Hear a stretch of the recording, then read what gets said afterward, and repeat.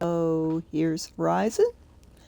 Hello, this is Granny Handicap, aka Dennis Cole. I am live streaming from my home in Ringgold, Georgia, and we are going to be playing Forza Horizon 4 tonight.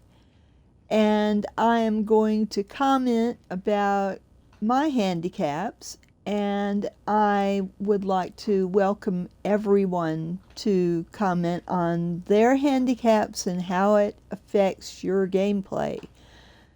Or if you have questions about what's all this stuff about the handicapped, I am very willing to answer you. So I am on Twitch.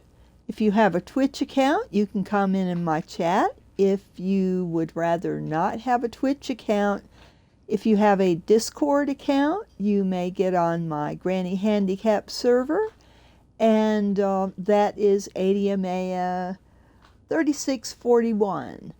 So I also have a Reddit set up. It is Granny Handicap, and if you want to comment there, I will see it later. But if you want me to see it right now, it needs to be on the Twitch chat because that's what I've got turned on. I have the Discord, but I can't switch back and forth easily. So there you have it. The live cast has begun. Let's do some action. So let me see what's on the festival playlist and see what I have left to do. I've done the photo challenge and it's still counting.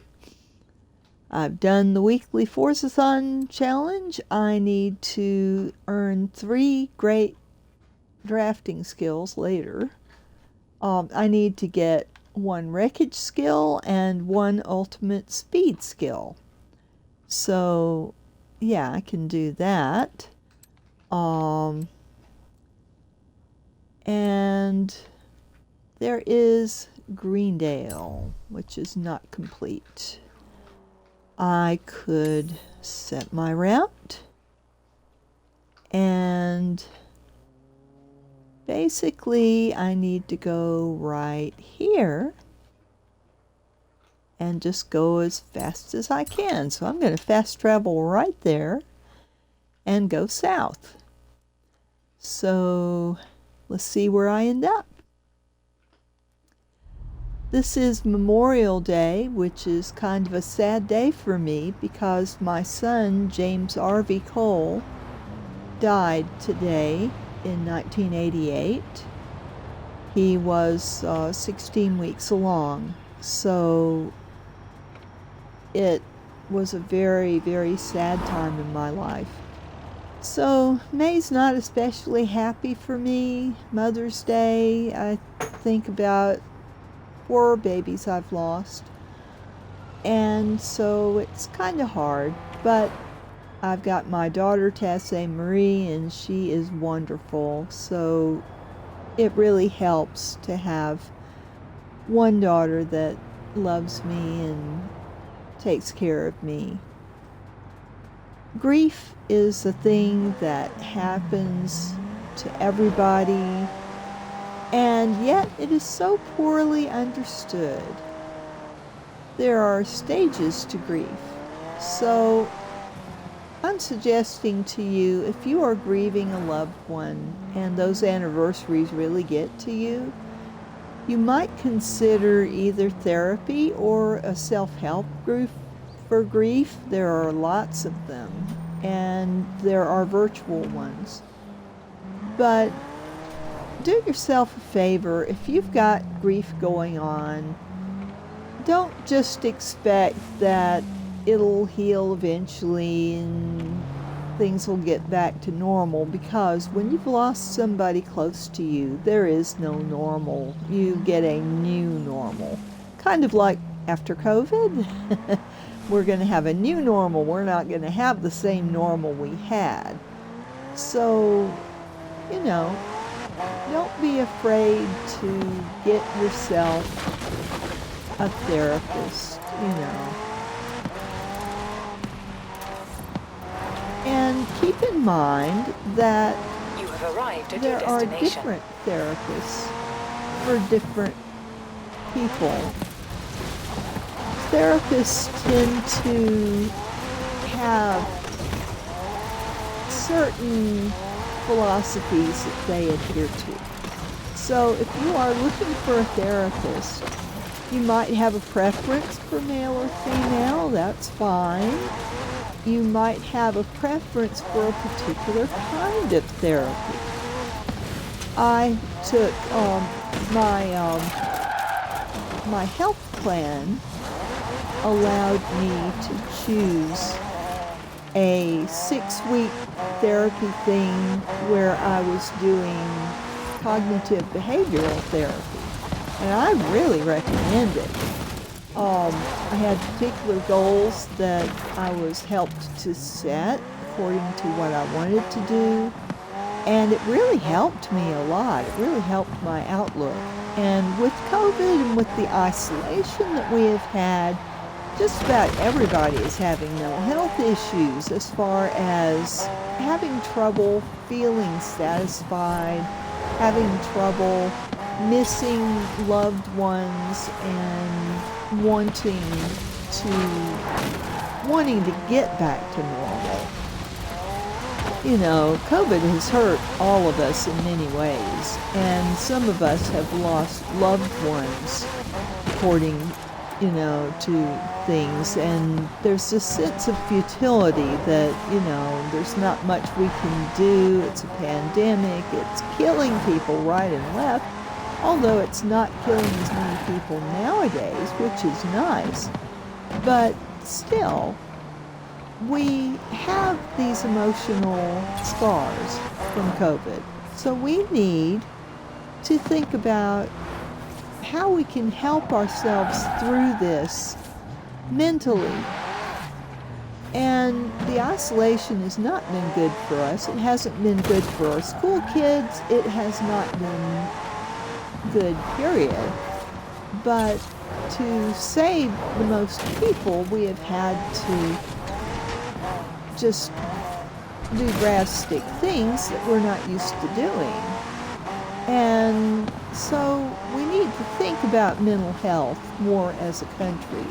We need to make mental health more available to more people, because we're beginning to see as a country that mental health is important, and it's taken kind of a backseat to physical health. But if you are not mentally healthy, you may develop physical symptoms.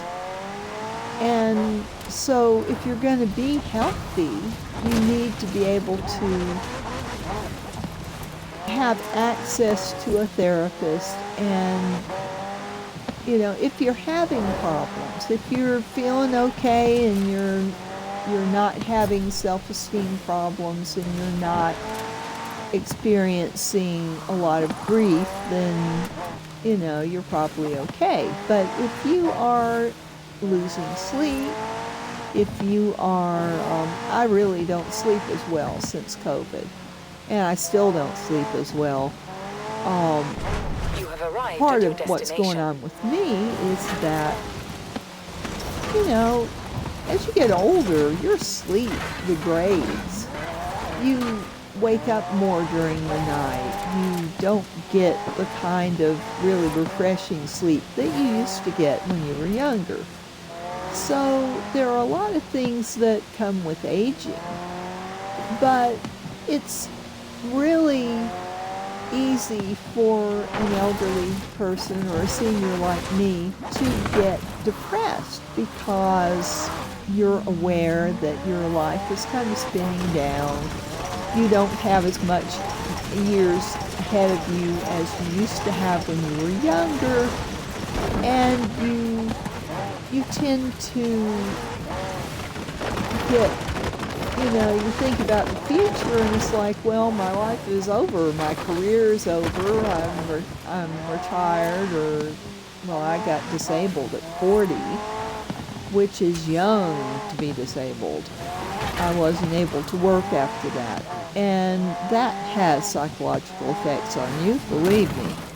because a lot of my self-esteem came from the job and being able to do well at work. It was quite the crisis when I wasn't able to work anymore and I couldn't get that source of self-esteem. I had to create it other ways. But therapy is something that's not for crazy people, you know.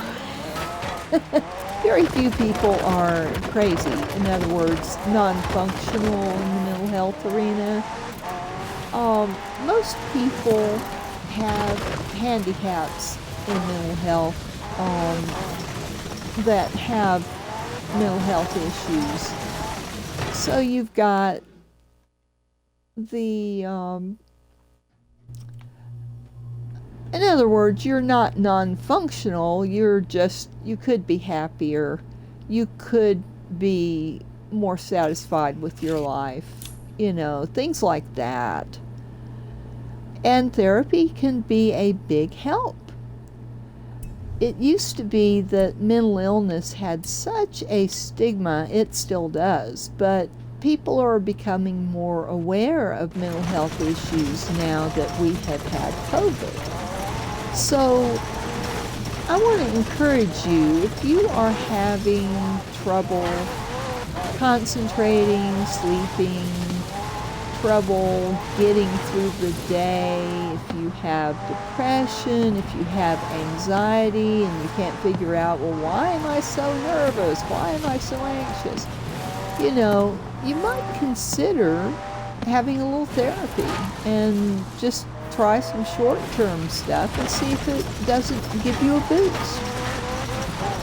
Because a lot of mental health plans are now, a lot of insurance plans are now adding a mental health option at little or no cost. So it's making it more available to more people. Mine came through my Medicare. I'm over 62, so I get the full Medicare package, and part of that includes a mental health benefit. So I took that 6-week course and I was very happy with the result. So I was just, kind of getting blue and not feeling like anything I did mattered, and now I'm more confident of myself and my abilities and my ability to contribute, and that's one reason I'm live streaming. I had thought about it for years, but I thought, well, maybe I'll just get on and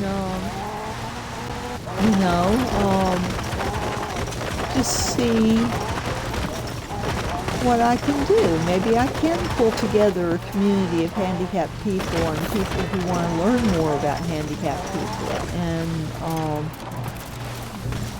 see if I can do some good in the community.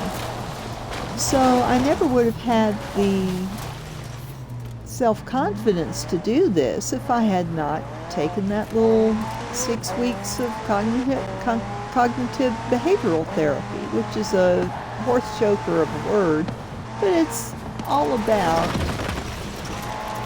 looking at goals, setting goals, and looking at how you feel about the goals, and seeing if you are, seeing if you've got self-esteem problems, seeing if you, it's mainly, you fill out some worksheets and you try to figure out where your anxiety or depression is coming from so that you can set goals that are reasonable. I was filling up my to-do list and not getting any of it done, and that is depressing. So now I am more lenient with myself and I set far less goals. And when I meet a goal, I celebrate it. And along those lines, I've been taking the Harvard Happiness course on Coursera, and I really recommend it. I still haven't finished it, which is bad. I do procrastinate, but at least I am still taking it. It is a 6-week course. I'm working on being consistent, but it goes into what really makes happiness in your life. It's a lot more than the things that we think will make us happy. You know, cars, houses, money, income. You know, we think, oh, if I'm just making enough money to pay for everything, I'll be happy. No, that's not. I'm sorry, Starsky. That's not how that works. Basically, you have to enjoy what you have. So if you are enjoying a meal, for example, you need to not be watching the TV and, maybe watching the news and trying to multitask. Multitasking really doesn't work. It feels good because we feel like we're getting a lot accomplished, but all in all, multitasking does not work. So I found that out through doing the worksheets and actually looking at what was happening. And I found, oh my, all this time I thought multitasking was getting my goals done, but basically it just made me busier. So there's a lot of things that are backed up by good, solid scientific information in that course, and it's taught by a professor of psychology at Harvard, and she really is good. She's interesting to listen to, and the exercises that she gives you to do are quick and easy to do, and they let you know in your own life what is going on with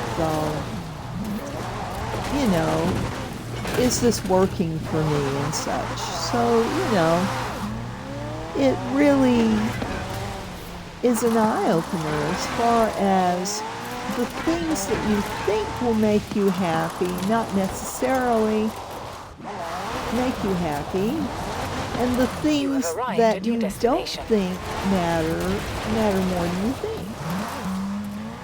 There was a study that really impressed me, being a former commuter on MARTA, on the train. I would commute, and I didn't really talk to anybody. I would just, get busy on my devices, whatever. Back then it was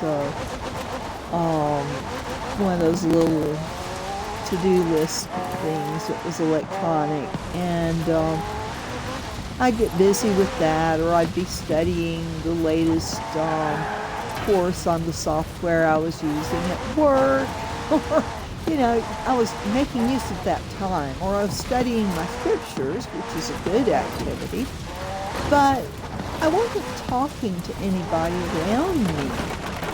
And then in what year was it? 1998, I think, or 1999. There was the 40-year snow in Utah. I was living in Salt Lake at the time and taking the bus from Provo to Salt Lake, and it was taking 2 hours to commute that far.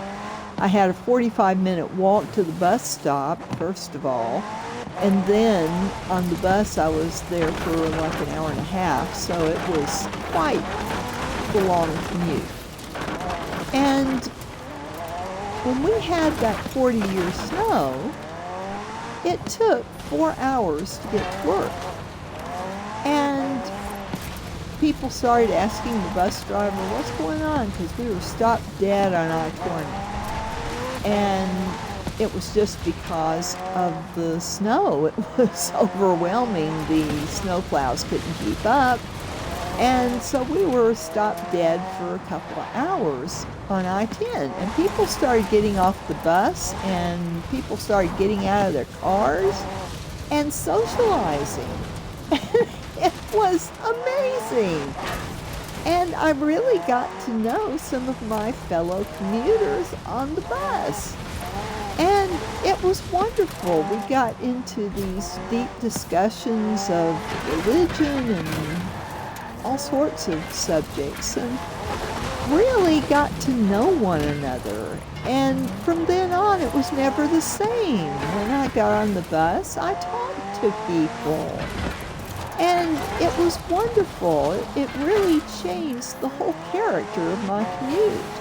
I no longer saw it as a time that I couldn't waste time. I had to get things done. And I felt just as fulfilled. So, but I felt more fulfilled because I had that human connection. We are social animals. We need to have human communication. So that 40-year snow taught me that,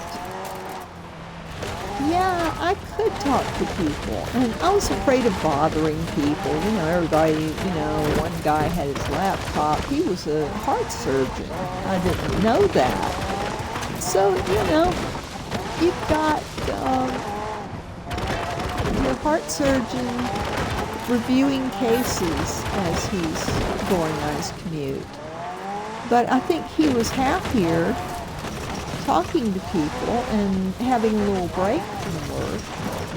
And I don't think that would necessarily affect his effectiveness as a heart surgeon. He would still get the files read, So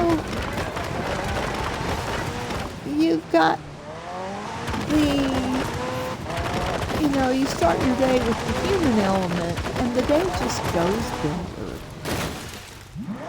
And they did this study, which is in the happiness course. I was getting to this. In Chicago, they paid volunteers to either do what they usually did during the commute, which was usually just, doing whatever on the computer or whatever, or they paid some people to observe other people on the bus and see what they were doing, and they had a third group that they were paying to actually interact with somebody, ask them a question, or make a comment about a positive comment of some sort about something about them. And they found that people who were interrupted because they also interviewed the people who were interrupted by these people, they found that it was a positive experience. They just asked them a quick question: did you enjoy talking to the person who was talking to you? And the great majority said, yes, I enjoyed that. It made my day. And most of the people who were paid to interact with people found that mostly it was a positive experience. So this was a really neat thing, that my assumption that, I shouldn't bother people because they're busy, wasn't a valid one. And we often think that something is not going to turn out well because we have all these good reasons. Oh, they're busy, I shouldn't bother them, I shouldn't talk to them and interrupt them. But maybe they're just waiting to be interrupted because they'd really rather be having some human interaction. So there are, of course, some people who don't want to be bothered, but they're very in the minority. Most people would rather talk on their commute. So I learned a lot in the happiness course that helps me in my everyday life. I don't have a morning commute anymore, but I was able to think of that example of the 40-year snow and how the, just just being with, that was weird, just being with people and interacting with them, it really did make a difference in my life. And I wanted to recreate that. And if I had known the stuff in the happiness course, I would have recreated it on other buses. But, you know, it really does work. So I encourage you, regardless of your state of mental health, if you're fine and you don't feel you need anything extra, that's fine. But if you want to be happier, check out the happiness course. It's the science of well-being on Coursera.com. And no, I don't get any payments from them or whatever. I just like the course. So I'm just telling you, you know, my friends, you should check out this course and learn to be happier. And it doesn't cost anything. Sometimes the best things in life really are free. So, I totally lost where I was going on the map. Oh, it's that. Okay, I need to... Let's see, but... I probably met my goal, so I probably should look first and see if I met my goal. Let's look. So, I got to talking and forgot about what I was doing. Multitasking really doesn't work. Earn 1 ultimate speed skill. I still need that. I got a wreckage skill, so I need an ultimate speed skill. Right, so I'm going to go fast.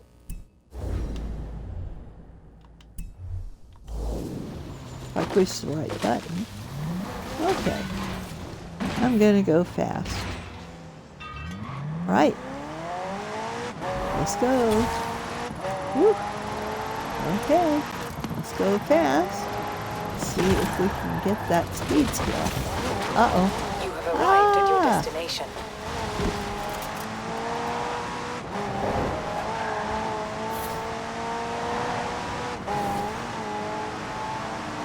Great speed. Alright. Got it. Go faster, Stripes. Okay. So, I've got that. So I've got 5 out of 7 of the dailies. Good. Alright. So, I did it.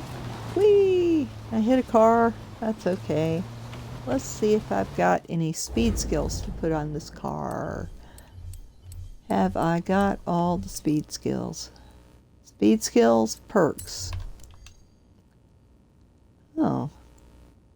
I don't have extra life, and I need to do that. Well, I need more points. Let's just get in the river and go wild.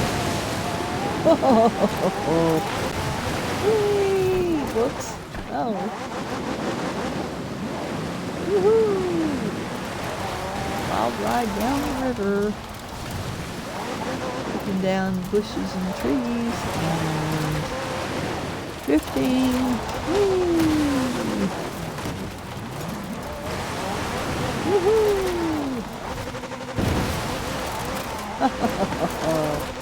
Woohoo! It's a good way to get a bunch of skills.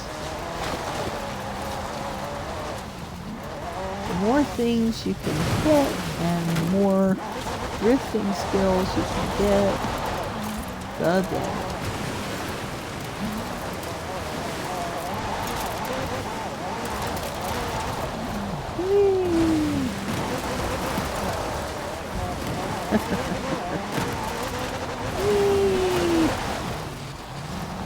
In water you get a lot of drift. So that just ups your points. Whoops. Whoa. Alright, so what is that? Ooh, a tunnel. We can't go down it though. Let me break that barrier. Nope. Nope. I just lost my skill chain. We'll forget about that. Back upriver we go. Whee! I'll get it back. Alright. As long as I don't hit the rock wall. Rock face. Rock wall. Don't hit the wall, Granny. Right.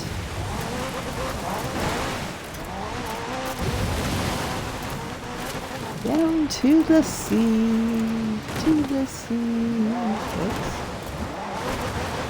I hit a rock. Let's go up the beach. This is also a good way to get skills. On the beach! Woo-hoo!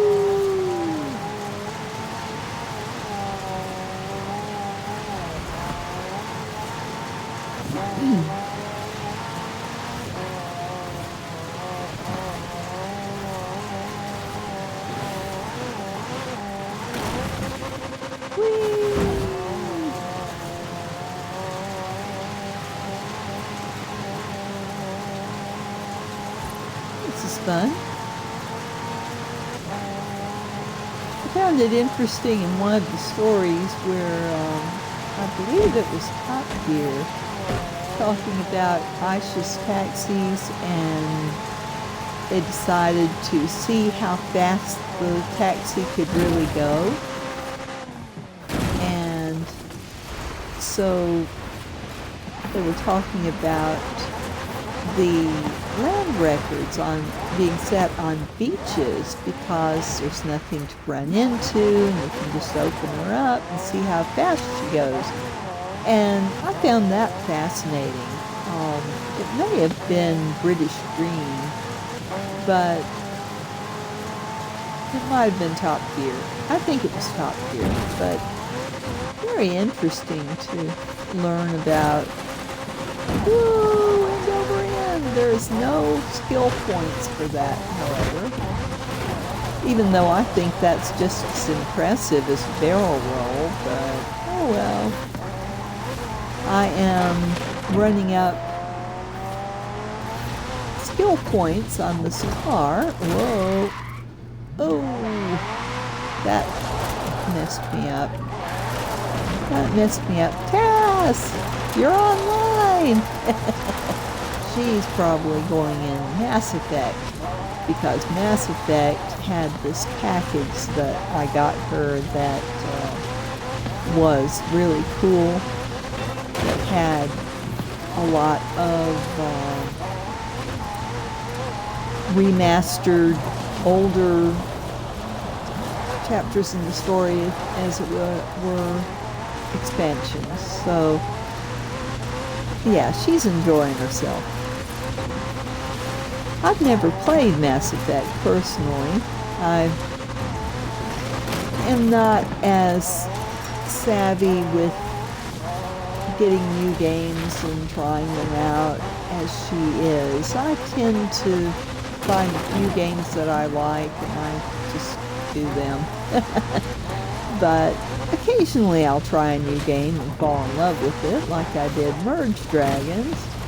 I was looking for something that was a matching game to keep my brain sharp. And as a matter of fact, I played Merge Dragons all day yesterday. So, when I should have been studying my scriptures, I've fallen down on the job there, but I didn't feel good, and I don't really absorb scholarly study much when I don't feel good. So, it's not much of an excuse, though. Anyway, here I am rolling down fences. Woo! down the little thing.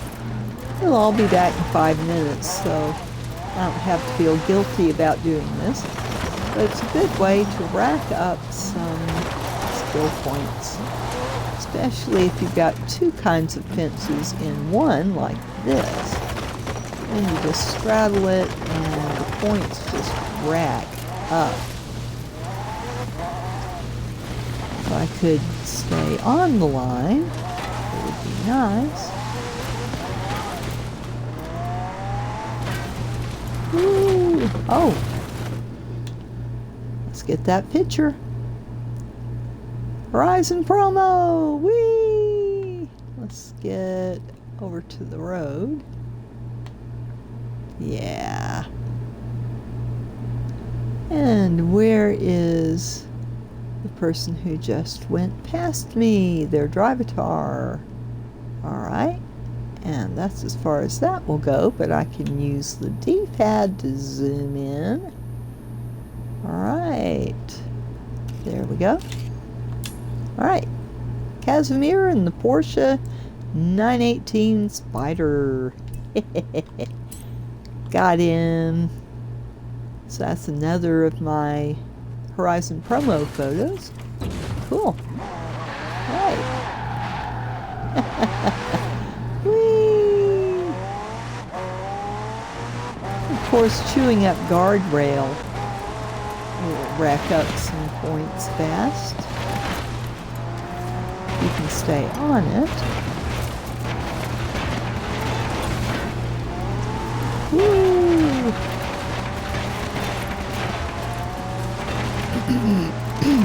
Not the way, definitely, to get 3 stars on Speed Trap, but hey, I'm not after that right now. I'm after as much Destro as I can get. Whee!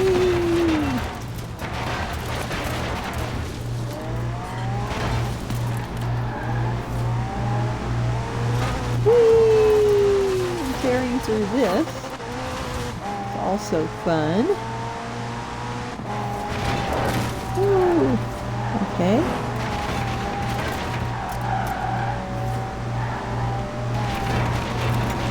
Woohoo! Alright. Whoa. Oh, and I hit a tree. Really? Now I gotta do it again. Okay. I forgot about this dead ending. Okay. Here we go. Alright. Whee! Okay. Oops, sorry. Try and get over to the guardrail to chew it up again. Alright. As long as I don't hit a tunnel abutment or whatever, or a tree, going through there, it's fine. Oh, sorry. Oh, you hit a car and you lose it. And you hit that and you lose it. So you gotta be careful on these. Not to hit anything that doesn't give you Destro points. Alright.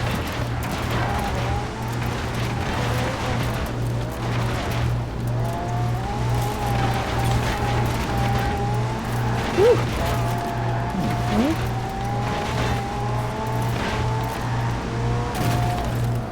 Oh. Yep. Oh.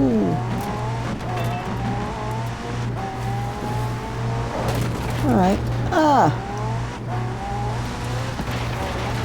All right. Oh.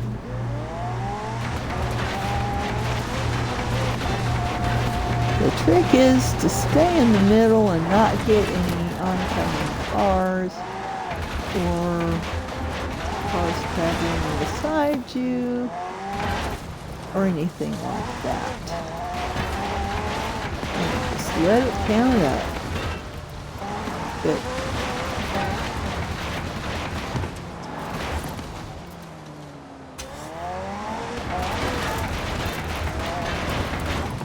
or bridge abutments.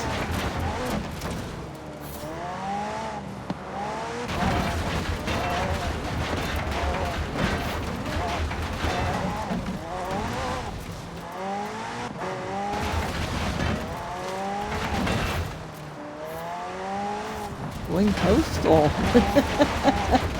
There was a postal box there. Oh, okay, here we go. Right.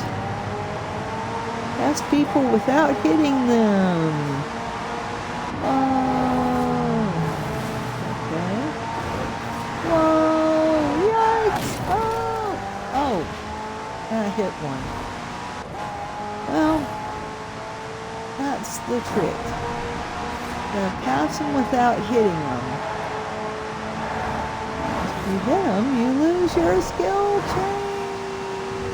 Whee! Whoa! Woo! Oh, and you hit a tree and you lose your skill chain. I've lost more skill chains that way.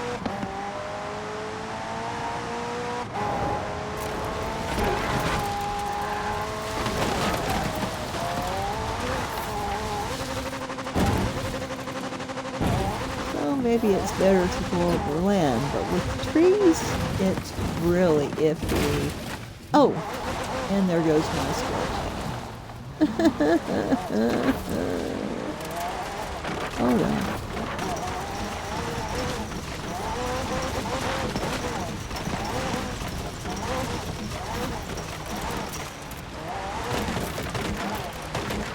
And then get 1,000 points for creaming a garbage can, or creaming a phone booth, or creaming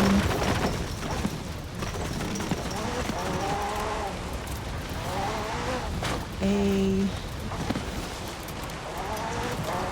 garbage cans, phone booths, and mail receptacles.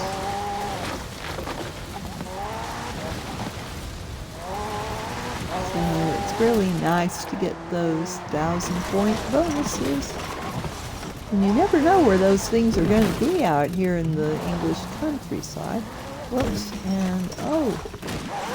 Nope. Oh.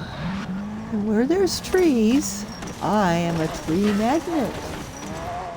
So, it's a pet. Physics happens in every game. Game physics can be pretty funny sometimes. I posted a picture from Horizon 3 where a road sign just kind of stuck in the air after I hit it. That was pretty cool.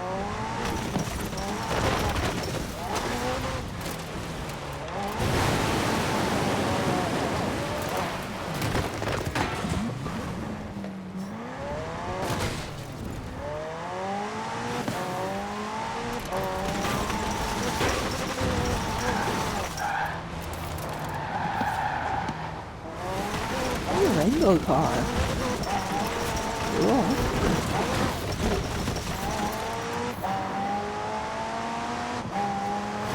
Pretty.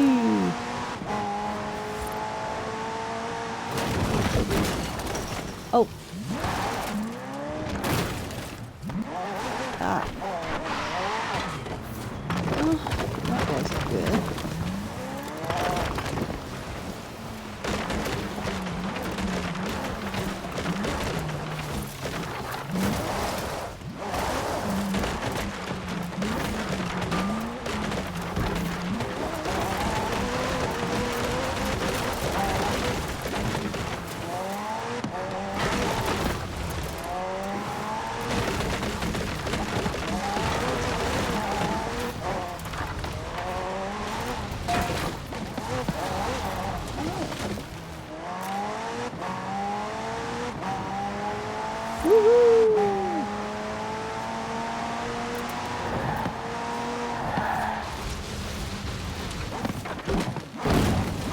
Woohoo!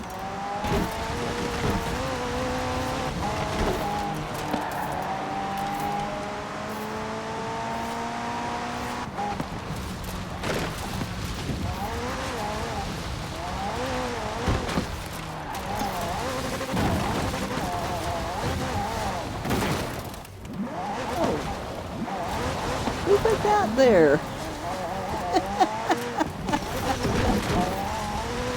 Logging trailer. Alright, so I'm trying to build up my skill chain again.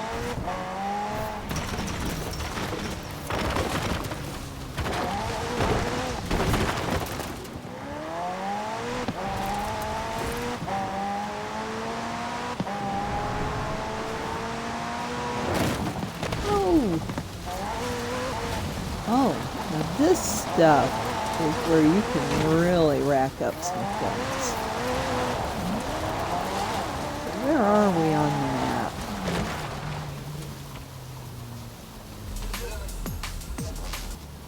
Nope. No. The map, yeah. Okay. So right here, these fields, I don't know what they are, but they're near Fairlawn Manor. So if I can remember that they're near Fairlawn Manor, if you can find crops in a field like this, you can just run all over this and gather lots of points.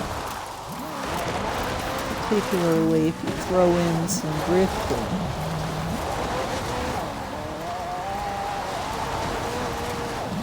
This is the kind of field that will get you lots of points fast. See? 11,100! That was a whole skill point. So I'm gonna do a little of this and get some fast skill points. I don't know what crop this is,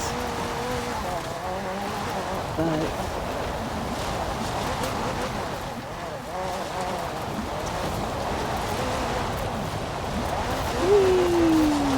I'm just pushing the A button to get some E drift in there. And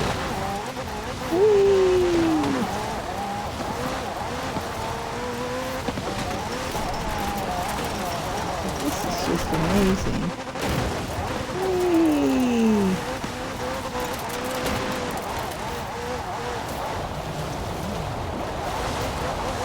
Ooh, let's just count up. As long as you don't hit anything, you have to be careful of tractors like that, because that will wipe out your skill chain and things like that. Oh my, oh, just good.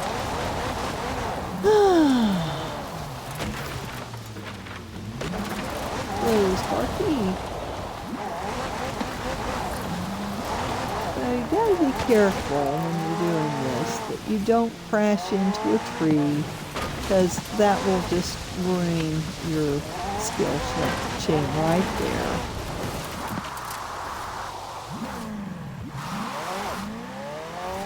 Of course, a little drift and E-drift doesn't hurt, but yeah, just go out there and... Ooh, this stuff's pretty good too.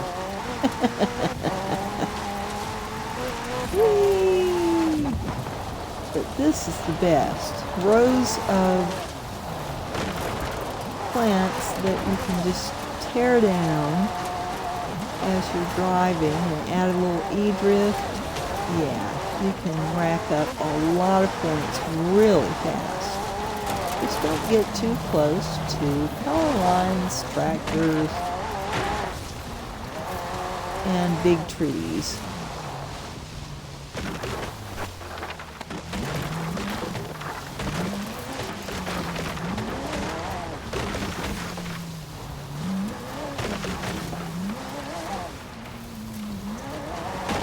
And when there is a layer of fence coupled with something else,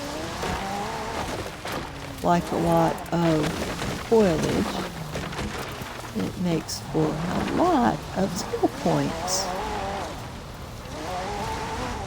I'll get that 25 really fast. Of course, you want to avoid places like this with lots of big trees, but you can go through here.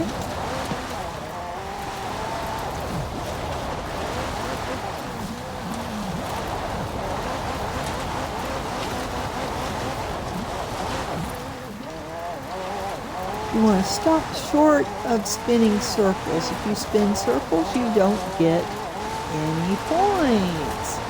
But if you just keep wheeling around and throw the back end around as much as you can while you're doing this, you will just rack up the skill points, like I'm doing. Just feather that E-drift. And drive wildly right, left. Yep. And get your speed up. And keep your speed up. You get points like crazy. So, that's my tip of the day. If you need skill points on your car, just get out in the field and find something that's scrubby and easy to get wreckage points with. And avoid the trees. Whee! Just every once in a while hit that E-brake to get some drift. Get my drift? Look at that. A multiplier of 5 already. As long as I don't hit anything, I will get gobs of points. But I have to be careful not to hit a tractor, a tree that's too big, a fence that doesn't go anywhere, stuff like that. But basically there's nothing to hit out here unless there's a tractor parked in the field, and you can usually see the big trees before you get to them. Of course, I'm good at misjudging that I think I'm going to go in between these tree trunks, and I end up hitting one of them. It's like, oh, please. Yeah, so be careful. Careful of big trees. That one I can probably take down. Ooh, the trains are coming. Ooh. Gotta watch for trains too. You can hit them and lose your skill chain.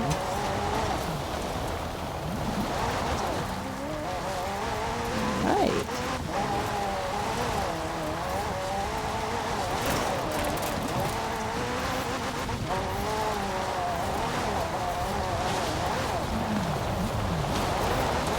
There aren't that many fields like this in this game. You would think there would be a lot more crop fields, but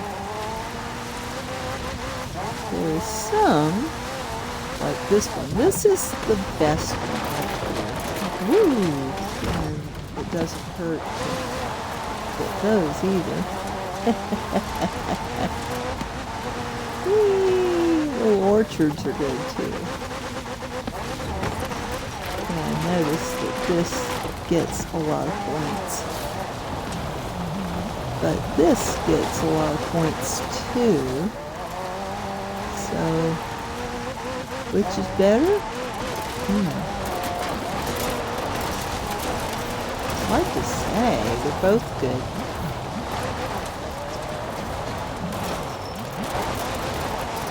What do you think?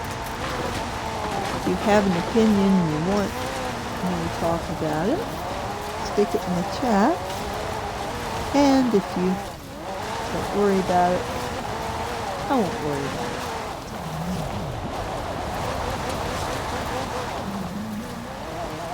I don't mind if folks just want to watch me and not comment. It doesn't bother me a bit. I do want to build a community, and at some point somebody will want to chat, but I'm very okay with letting y'all just hang out with me. Oh. I want to lose that skill chain. Whee! Wow. That is cool. Alright, so there's another one. And almost another one. Woo! Whee!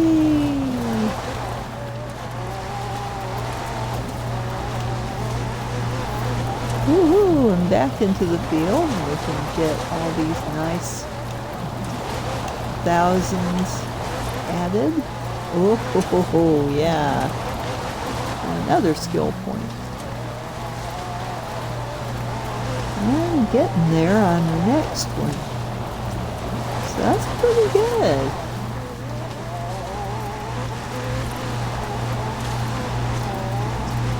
And you can do this too. I'm not doing anything really special. Just driving through these fields. Just be careful not to hit a big tree.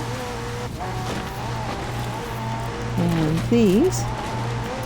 Whee! Oh, don't hit the building! No! Thank goodness I didn't. Oh, you gotta watch out for that. You'll be going just fine, and all of a sudden there's a house or something. It's like, oh no! No! You hit the side of the house and lose all of your points before they're counted up. Because the thing is, you have to keep going to get a higher amount of multiplier, but you have to, at the same time, realize that while it's still counting, you're not getting it yet. So you can still lose it easily by hitting a solid object. So you don't want to lose your skill chain. So be careful of things like power towers. Power towers can kill your skill chain. And woo, there we go. Whee! Oh, don't hit it. Ah! It counted up before I hit it. Good. Good. Okay. Whew. That was almost really bad. But just plow through and stay away from farmhouses. Stay away from tractors, stay away from big trees, especially walls. If you hit the farmhouse, it's going to have a substantial wall, and you are not crashing through that thing. And those big trees, you're not going to crash them. So it's best to stay away from forests when you're doing this. I'm just trying to build up as many skill points as possible so I can fully do this car. Of course you can do that, but if you hit somebody head on or if you sideswipe somebody hard enough, you will lose all of your points. And I just lost them. I don't know what I hit, but I hit something. Apparently was too much. So really the fields are better for this. A lot better. So I'm going to go back. And how big of a tree is too big? Well, those two, the left and right, were too big. That one's too big. So you have to be careful that you don't, that one wasn't too big, but that one is too big. Don't hit it. So it's a judgment call. Sometimes you can hit a pretty big tree and it just falls apart, but sometimes you come across one and, oh, it doesn't crush. If it doesn't crush, you don't get your skill points. And if you hit a car, you lose your skill points. So, best to stay away from highways. Stay away from clumps of trees. Stay away from cars. And really, in forests like this is risky because you might hit one that's too big. So better to just get out in the open field and just mow down the crops. After all, they'll be back in 5 minutes, so you're not really ruining a farmer's livelihood like you would be if you were doing this in real life, which I would never ever do. But it is a video game, and I know that it will be set in 5 minutes and everything will be put back exactly as it is. So it's good that they have this outlet for people so they don't go in their cars and mow down lots of dollars worth of crops. And that would just be plumb wasteful anyway, to mow down that stuff when people could be fed from it. So, one of the misconceptions about video games is if you would do this kind of distraction in a video game, you're going to go out and do it in real life. Nah. No.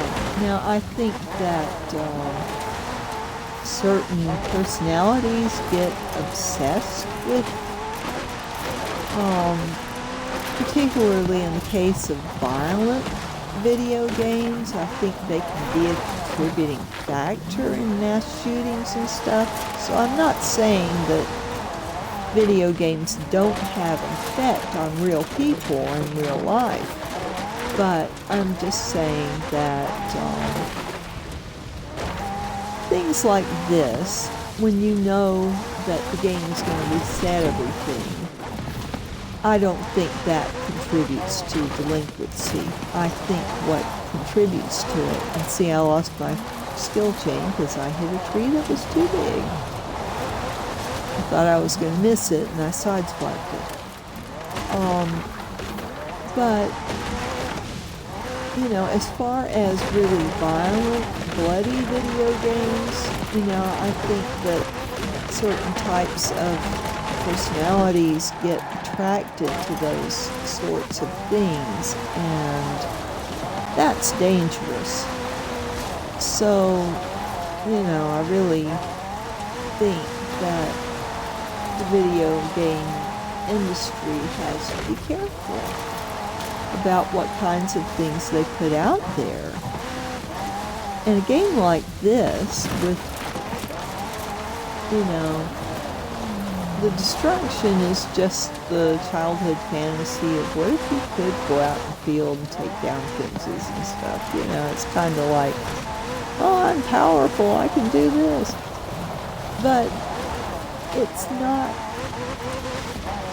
rewarding destruction because you've also got the races and you've got other things that you need to do as a player to be able to play the game. So the destruction aspect of it is an aspect, but it's not the thrust of the game. The thrust of the game, is not to do that. The thrust of the game is to get on there with your friends and do some fun stuff and be able to socialize and play at the same time if you want to, but if you don't want to, you don't have to. I like that. But this game kind of self-adjusts for a handicapped person, so if you lose a few races at one drivatar level, you can reduce your drivatar level and be able to succeed. And I think that is very helpful for a handicapped person, especially like me, when I never know what my thumb or my wrist is going to be doing. Sometimes it's okay, and sometimes it's dismal. There are days that I just run into one tree after another, and it's like, where is my spatial judgment, which is usually so good? You know, it's like it just goes on vacation or something, and I can't win races that way. So it's nice that Horizon has that mechanism that you can lower your drivatar ability so that your competitors are not quite as strong. It's really awesome. So kudos to all the developers of Forza Horizon 4, the Turn 10 team, the Playground Games team, and the Microsoft Studios team. Thank you for making this game very handicapped accessible, so I can have fun and still win some races. You know, it's not as big of a deal winning a race when you've got your drivatar difficulty on inexperienced, but at least you can get a win every once in a while and say, oh, I did this, you know. And I agree with the prizes not being as good when you're doing it that way, because of course, you know, you should reward people that are doing the great skills. And I can put up with that, you know, because sometimes I can up my drivatar level. So, you know, sometimes it's good and sometimes it's not so good. You know, as far as my driving skills, sometimes they're not so good. So I wouldn't feel right about still being able to get the best prizes if I'm not performing well. So it's trade-offs. Whee! No fields! Yay!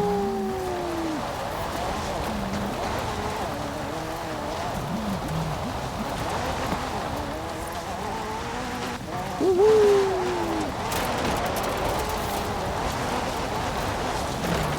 Oh, this is just fun. Beautiful scenery and a great way to get skill points on my car.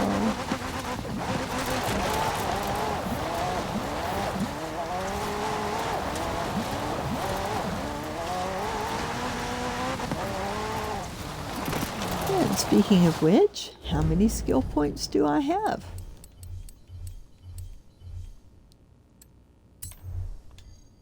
Ah, I have enough for extra life.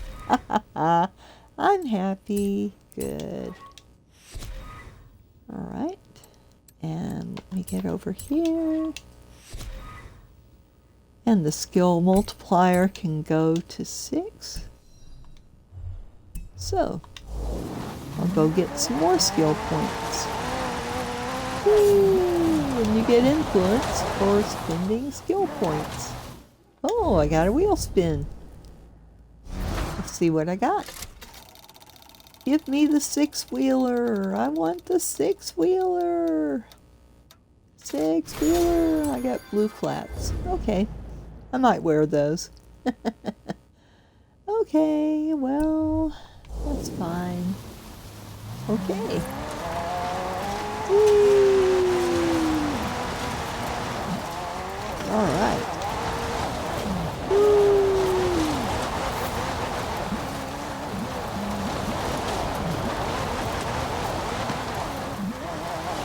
Basically, I drive kind of an S pattern through the stuff. Go one way and then go the other way. And hit the E-drift enough that the car drift some. And I hit more plants that way in pieces, using the broad side of the car rather than the front, and it works.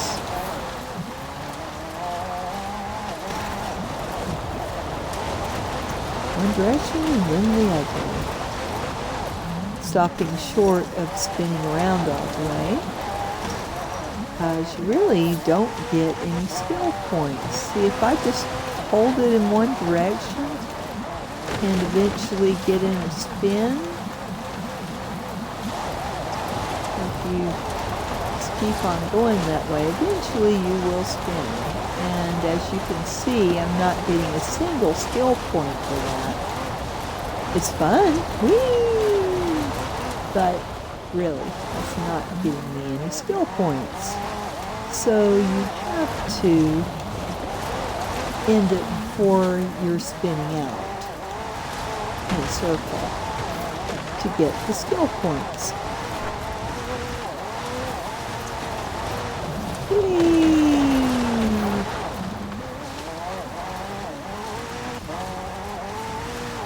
I love these fields. It's so much fun.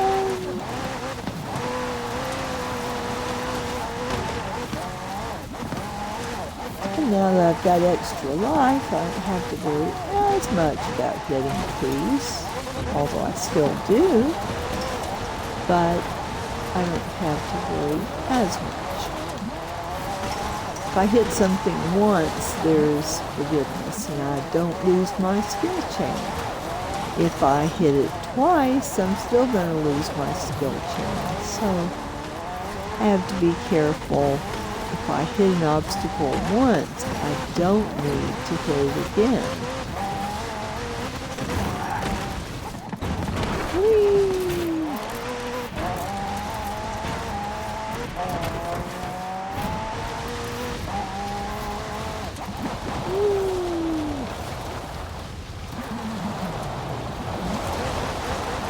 Woohoo! My multiplier is up, therefore my points are up. Whee!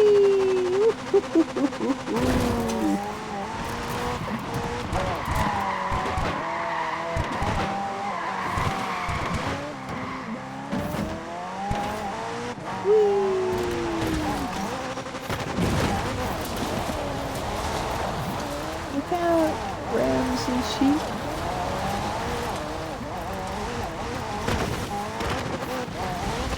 Woohoo!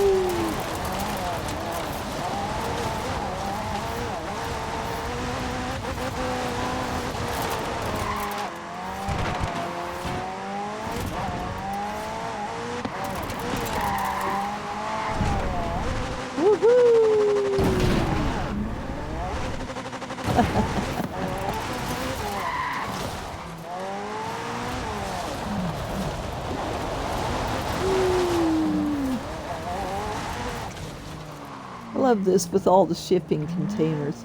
Shipping containers are so versatile. You can do a lot of stuff with them. And we have a shipping container surplus in this country. Trying to make some just all over the place. And then here we are. We have so many that are just sitting in great yards, rusting. You know, we really need to be using them. I think if more cities and counties would be open to the idea of tiny houses so that you could get some of these shipping containers while the price is low and just make your house out of shipping containers. You know, all you need to do is figure out what floor plan you want.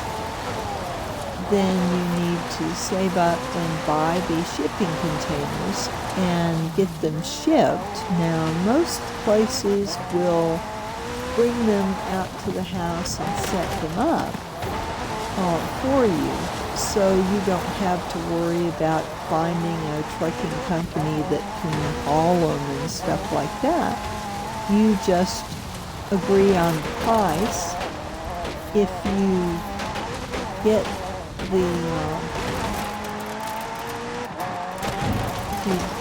the shipping container and get it delivered and you're leasing it, they'll set it up and deliver it for free, and you just make your payments for 3 years, and then you own it.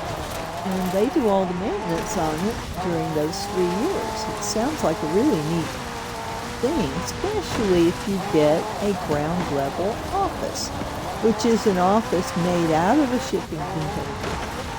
And you can put these on land that is otherwise unusable. You can put concrete pylons, which if you're pouring 6 pylons is a lot cheaper than making a concrete pad. You can put it at whatever, however the land slopes. You can put it on land that has too great of a slope to build a conventional structure on. And it's good for the environment because you're not tearing up as much land to put these shipping containers. You can leave more of the trees up. Very environmentally friendly. So you are not only taking a pollutant out of the ecosystem, the shipping container will eventually rust, and you don't want that rust pouring into the groundwater. But you are getting it when you get a shipping container to have it delivered to your plot of land. Also, buying a plot of undeveloped land is very simple compared to buying a plot of land that has a house on it. So you could get undeveloped land. Now, running utilities is a pain. What I thought about doing was finding a plot of land that has already had the utilities run to it. Maybe a trailer was there and the trailer caught on fire and it was a total loss, but the connections to the utilities are still there. So if you buy a piece of property with a wrecked trailer on it, yeah, you're going to have to pay to have the trailer removed or do it yourself. I'm in no position to do that, of course. But if the government wanted to go cheap, there are plenty of these properties that are hard to get rid of because you would have the removal fees. But the government could step in, buy acres of undeveloped land, run utilities to it, and if they would allow tiny houses, they could set people up with these ground level offices, which right now is, in most communities, it's illegal to live in one. You can use it for an office, but if you're going to be living in it, no. And it's all designed by big developers of land that don't want to allow small people to get a hold of land or to have a cheap house, because banks don't usually lend. Like, you can build a house out of a shipping container, land and all, for maybe $25,000. Think about that. That's not a whole lot of money, but a bank won't lend that little amount because they want to get rich, so they want big loans.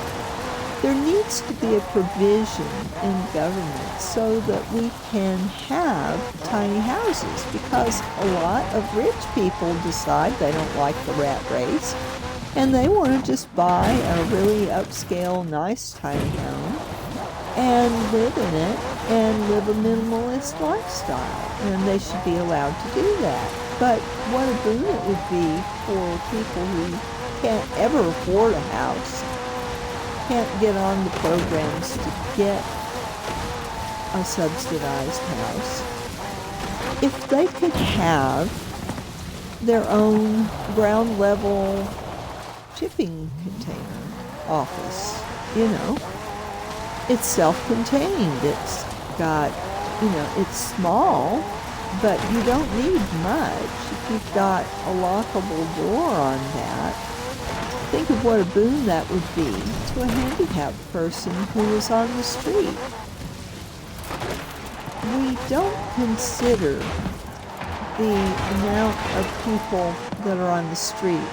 Right now there is a homeless community in Ringgold. It's a tent city off of Highway 41. And most people don't even know it exists because it's not one of those places that you normally drive. And that's why the homeless have kind of taken it over. And the city council has to spend, I don't know how much a year, cleaning up these camps. And basically what they're doing is removing all of the property of these homeless people and loading it up and taking it to the landfill, when a lot of these folks go out and collect bottles and cans to recycle. Why can't they let them do that? I don't understand what motivates these people to say, well, oh, we don't want homeless lining up outside of these recycling facilities, so we're going to close recycling facilities. It's like, what? Why can't you allow homeless people to go and provide them with carts so that they don't fill their bags? Because a lot of these people are already disabled. They're making themselves more disabled by trying to collect large amounts of bottles and cans to supplement their income so they can eat. And you say, well, why don't they just apply for food stamps? Well, you have to have proof of income, proof of expenses, all this paperwork. You've got to have a birth certificate. A lot of people who are homeless can't even afford to go get a birth certificate because it's so expensive. So a lot of this has been put in place to disenfranchise the poor. It's not right. We are a Christian nation. We should be helping our brothers and sisters instead of consigning them to a life of poverty because we don't want homeless people littering the landscape and supposedly destroying everything in sight. Now, some people do, but the vast majority of them, they are not harming anything. They do generate a good bit of garbage, but the poor things are just trying to live. And you're seeing more whole families out on the street. This is not acceptable. And a lot of them, maybe half the population of homeless out there, are mentally ill.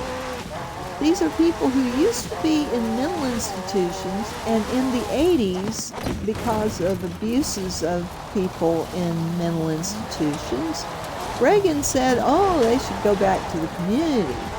But the legislation to have supports in place in the community never materialized because Congress is that way. The president may want something, but he may not get the whole package. So the gist of it was that it was a disaster.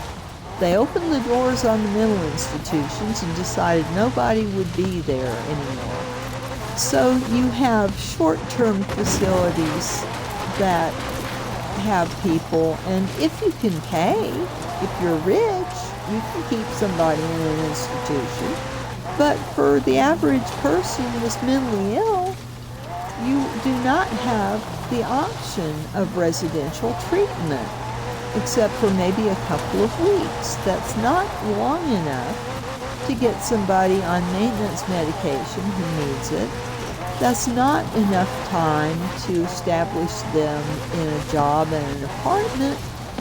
And so you've got gobs of homeless people who are mentally ill, roaming the streets and basically preying on other homeless in some cases. Not all of them, certainly. Most mentally ill people are harmless. But there is a small minority of handicapped people that are mentally handicapped, that are violent. And it's ridiculous to have these people out on the streets. So what we do is we have mental health prisons where they don't really get mental health care, but they are put in prison. So the incarcerated, we incarcerate people. We put people in prison at ridiculous rates. We put more people behind bars than China does. And China has a communist, oppressive government. And here we are, the land of the free, but we love to put people in jail. It's like, why? You know, I'm not talking about murderers, rapists, people who have committed serious crimes. I'm talking, you know, people who have been put in jail because of possession of more than an ounce of a substance. These people need rehabilitative care. They do not need jail time. So, really, we need to have things in place. And anybody who's mentally handicapped needs treatment, right? They're not getting treatment in jail.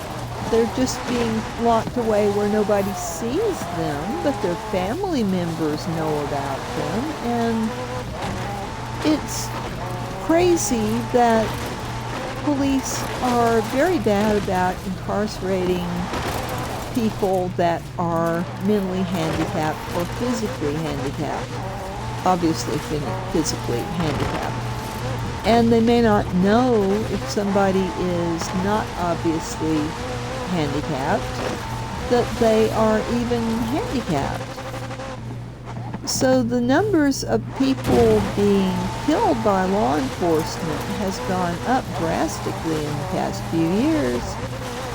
And a lot of it is because they're mentally ill and the police think that they're reaching for a gun. Maybe they're reaching for a comb or something. I mean, or maybe they're attacking something that's not there. Or maybe they see the police as somebody that they are in combat with when they're really out of touch with reality. It is not fair that so much of this goes on. The vast amount of calls to the police are domestic disturbances. And sometimes it involves the mentally ill. So, you know, we need to have more treatment options for these people. We are spending so much to incarcerate when it would actually cost less taxpayer dollars to just put mental institutions back, maybe have smaller facilities that can be overseen better. You know, there's so many things that could be improved in this country to make life better for the handicapped. And when you consider that 1 in 4 persons has a handicap of some sort, we are not a country of strong, healthy people. We have a lot of people that need some helping hands. Now, I'm not suggesting that the government just pay these people to stay home. I am suggesting that there needs to be more flexibility in the workplace. I could have probably worked for 20 years past my getting disabled. But because of OSHA rules that I couldn't make up time, I had to not be absent so much. And I did not have an alcohol or drug problem, but I was looked at as if I did because I was absent a lot at the end of weekends. And that's not necessarily a measure of somebody being addicted, but even if it is, these people need help, and you have to be rich to get drug treatment.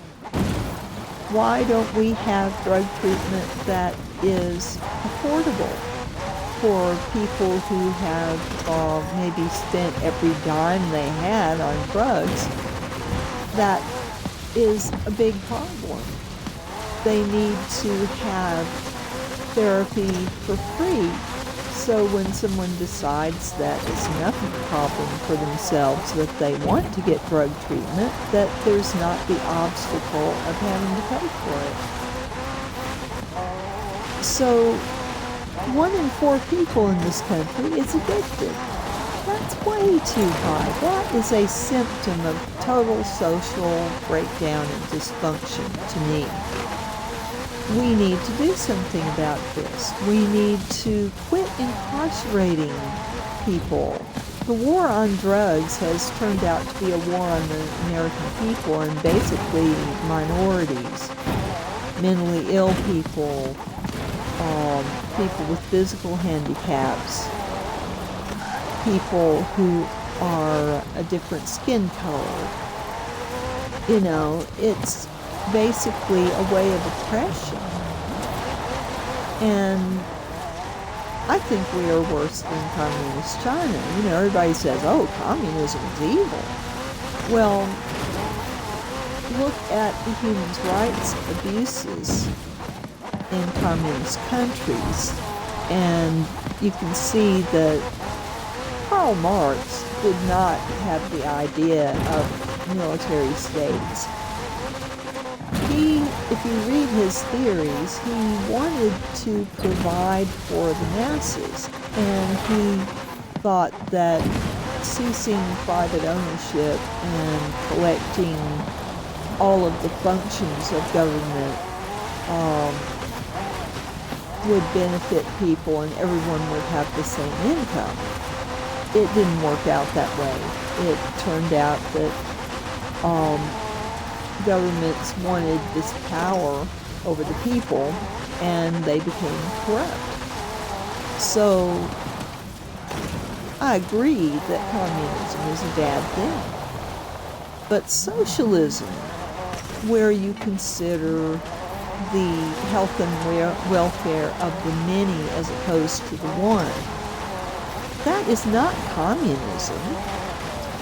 You know, there's no country in Europe that has gone the communist way of taking land from people. There is free enterprise. There is basic freedom to start a business, to live where you want to. So socialism is not necessarily the evil thing that Republicans say it is. You know, it's just trying to spread out health care so everybody can get health care, so you don't have to be rich to get health care. You know, why can't we take care of people instead of letting them die in the street?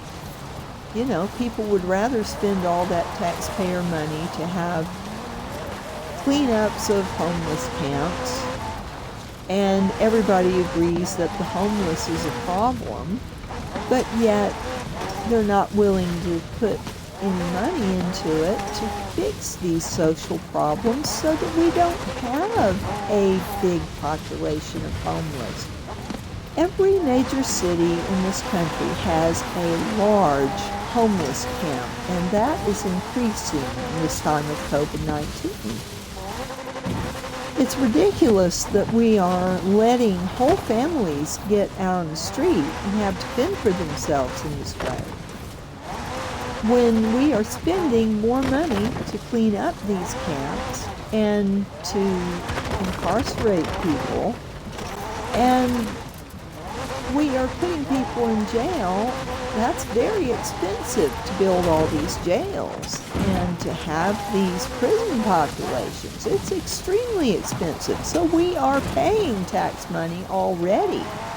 We need to take that tax money and put it into solving the homeless problem and solving the mental health crisis problem in this country and helping handicapped people, because that's a quarter of us. A quarter of us have handicaps. So we need a way of being a kinder, gentler nation. And it probably wouldn't cost as much as it does now to incarcerate people if we would just look at more humane options for solving societal ills. Because it's not going to cost us any more than we're spending on jails and cleaning up after homeless camps to provide health care to everybody, to provide housing to everybody, to solve these problems.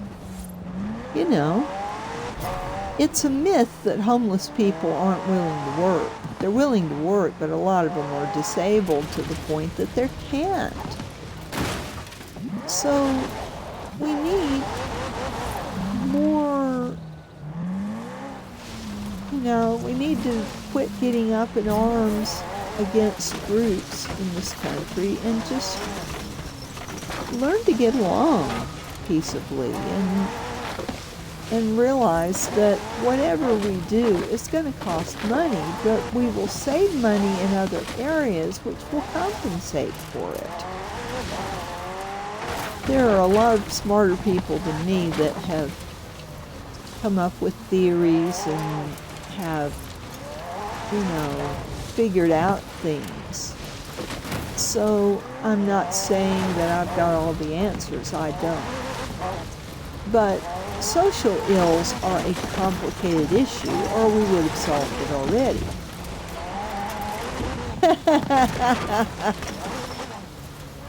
But we need to be kinder and gentler to people who don't think well or who don't function well. And OSHA needs to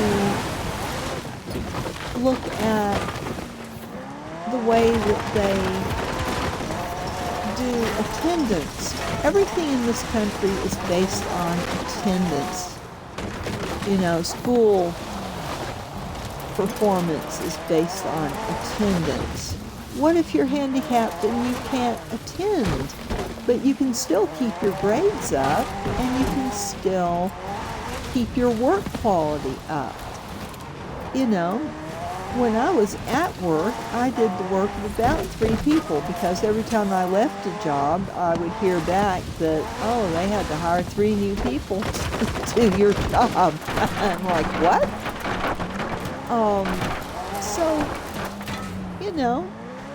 I had troubles with the attendance because I was sick so much. They found during this time of COVID that there's a reason I was sick so much. I have B positive blood. My daughter has B positive blood, and she has trouble with getting sick a lot. That is a definite disability. And it's something that OSHA should address. OSHA is the government agency in our country that regulates work.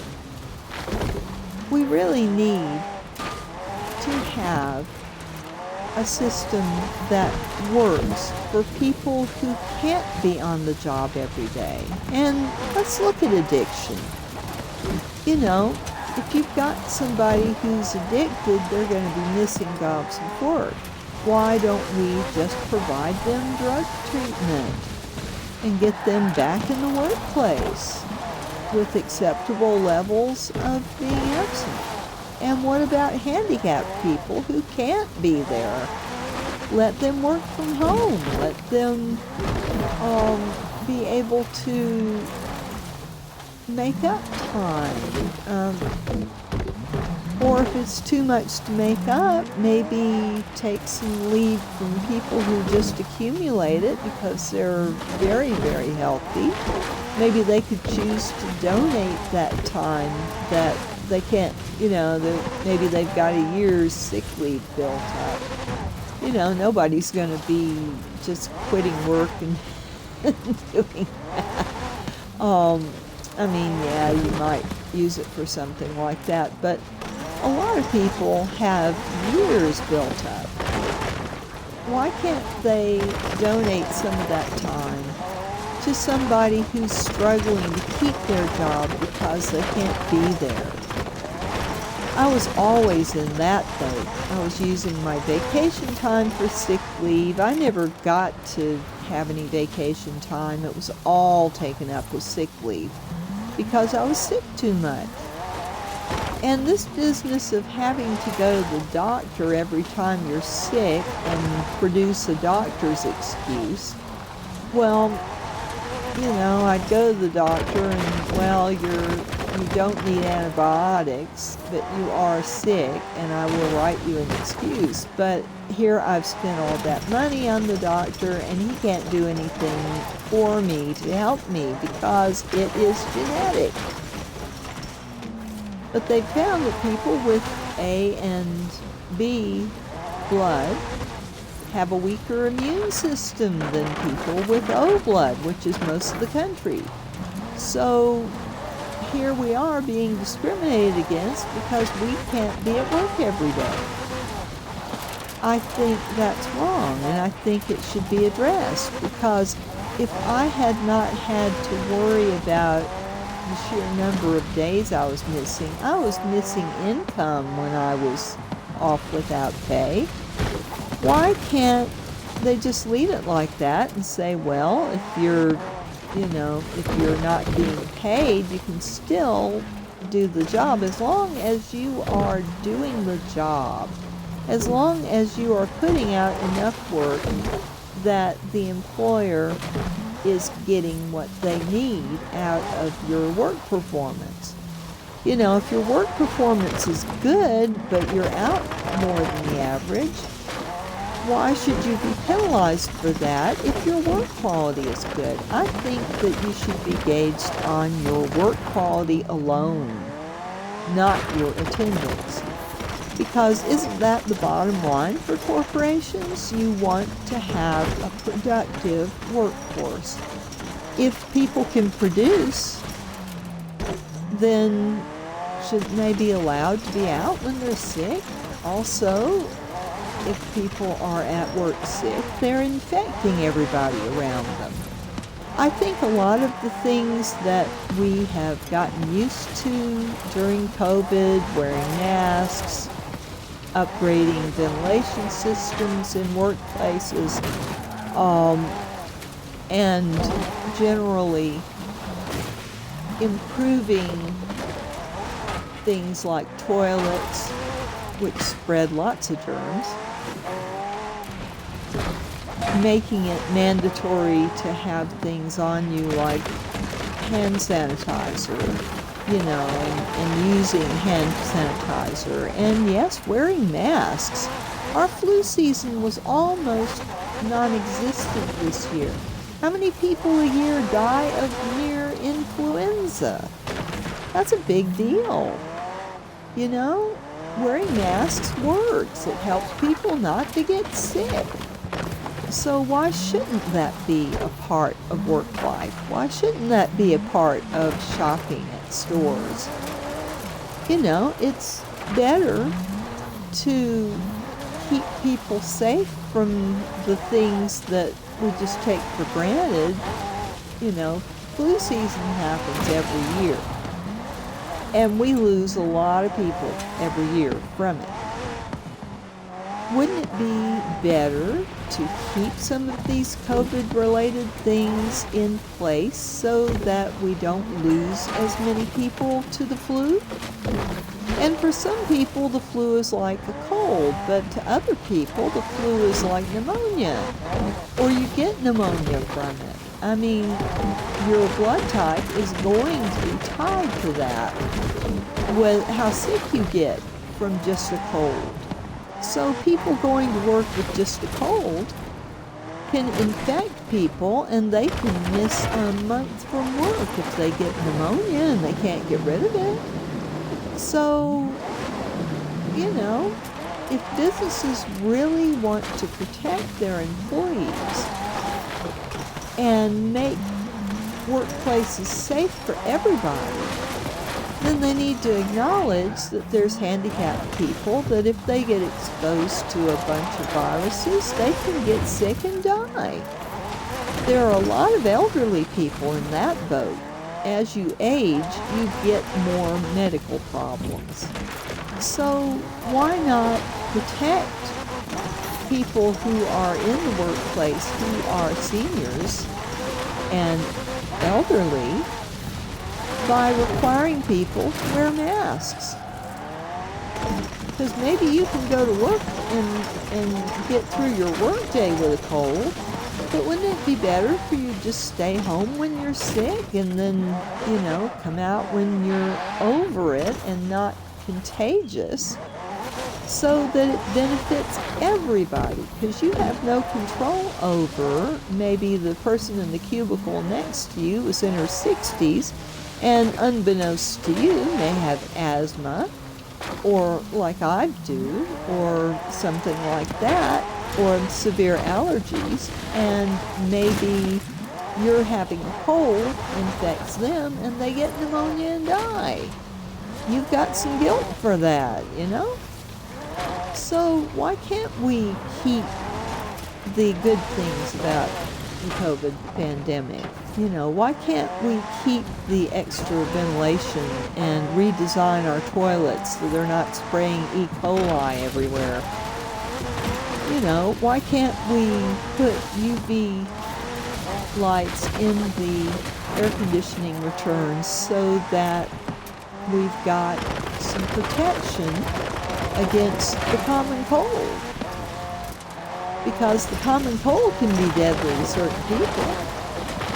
So, why don't we have these things continuing? I really would like to see more dialogue about that. Because, the attendance rules are what gave me problems. When I was in school, I would miss 30 days of school year when I was in junior high because of illness. I think I stayed home one time to take care of Mama because she was sick. She usually took care of herself. But most of the time, I was out because I was sick. And there was no doubt that I was sick enough to stay home. But because most people at school were coming even sick, they were infecting me, and I was missing a week where maybe they didn't miss any days. It has effects. Pandemics are going to be with us in the future because more and more of these animal illnesses are jumping to people. And getting rid of all the wet markets in China is not going to change that, because there will always be people that want to eat wild meat. And we are encroaching on the environments of so many animals now, because we are moving into places that used to be jungles or used to be wild areas. And worldwide, this is a problem because these illnesses will make the jump between species. So we need to think about, in this country, that what goes on in countries far across the sea affects us. China got this COVID first, and it quickly entered the United States and killed a lot of people. This is going to happen again. The CDC had been predicting a pandemic like this for 30 years. I was following that story. So, all this biz about us not being prepared and all of that, there were a lot of visionary people that had preparations in place which were ignored. It doesn't matter so much whether, COVID jumped a species or whether it came from a lab. The fact was, it was an illness that jumped a species barrier and became a problem for humans. So what do we do about it? We need to start, and in some ways we already have, but we need to make sure that our businesses and our schools are safe for everybody. Fully a quarter of the teachers that teach in public schools are disabled because a quarter of the country is disabled. It just makes sense that teachers are going to have these trials too. And if you've got a classroom with 35 kids in it, that's 35 possible avenues of infection. I think we need to put the money into public schools to make class sizes 15. Think of how much better an education kids would get. I also think that kids in schools need the basic human rights that we enjoy under OSHA, namely a 15-minute break every 4 hours and a 30-minute lunch. But I would go a step further. I would say for school children, and I'm talking up to teenage, they are not adults. Why should we expect them to hold to an adult standard? Give them an hour for lunch. Give them 2 15-minute breaks during their school day. It is ridiculous that we cram them into large classrooms like animals, and we don't give them a chance to blow off steam. We don't build playgrounds at high schools. Why couldn't we have something like we have in public parks with swings and with just green areas that they could sit outside and enjoy nature? I mean, why can't we have that for people? College campuses are often beautiful places, and there's places for students to congregate. And there are, you might not have much of a break between classes, but I think you ought to in college. I think that young adults should have the same rights to a little time to themselves. So I don't think that colleges should schedule their classes so closely. And one of the things I loved about quarter system is, I worked like fury all quarter long, but I had 1 to 2 weeks off. And that was very important to my mental health. And as a struggling handicapped student, it was important for me to get that rest before I had to go start doing it again. Semester system, you don't get a week off. I think they should change that. Maybe they could go a midway point between semesters and quarters so that there is a built-in break between school sessions. And there should be built-in breaks for school children.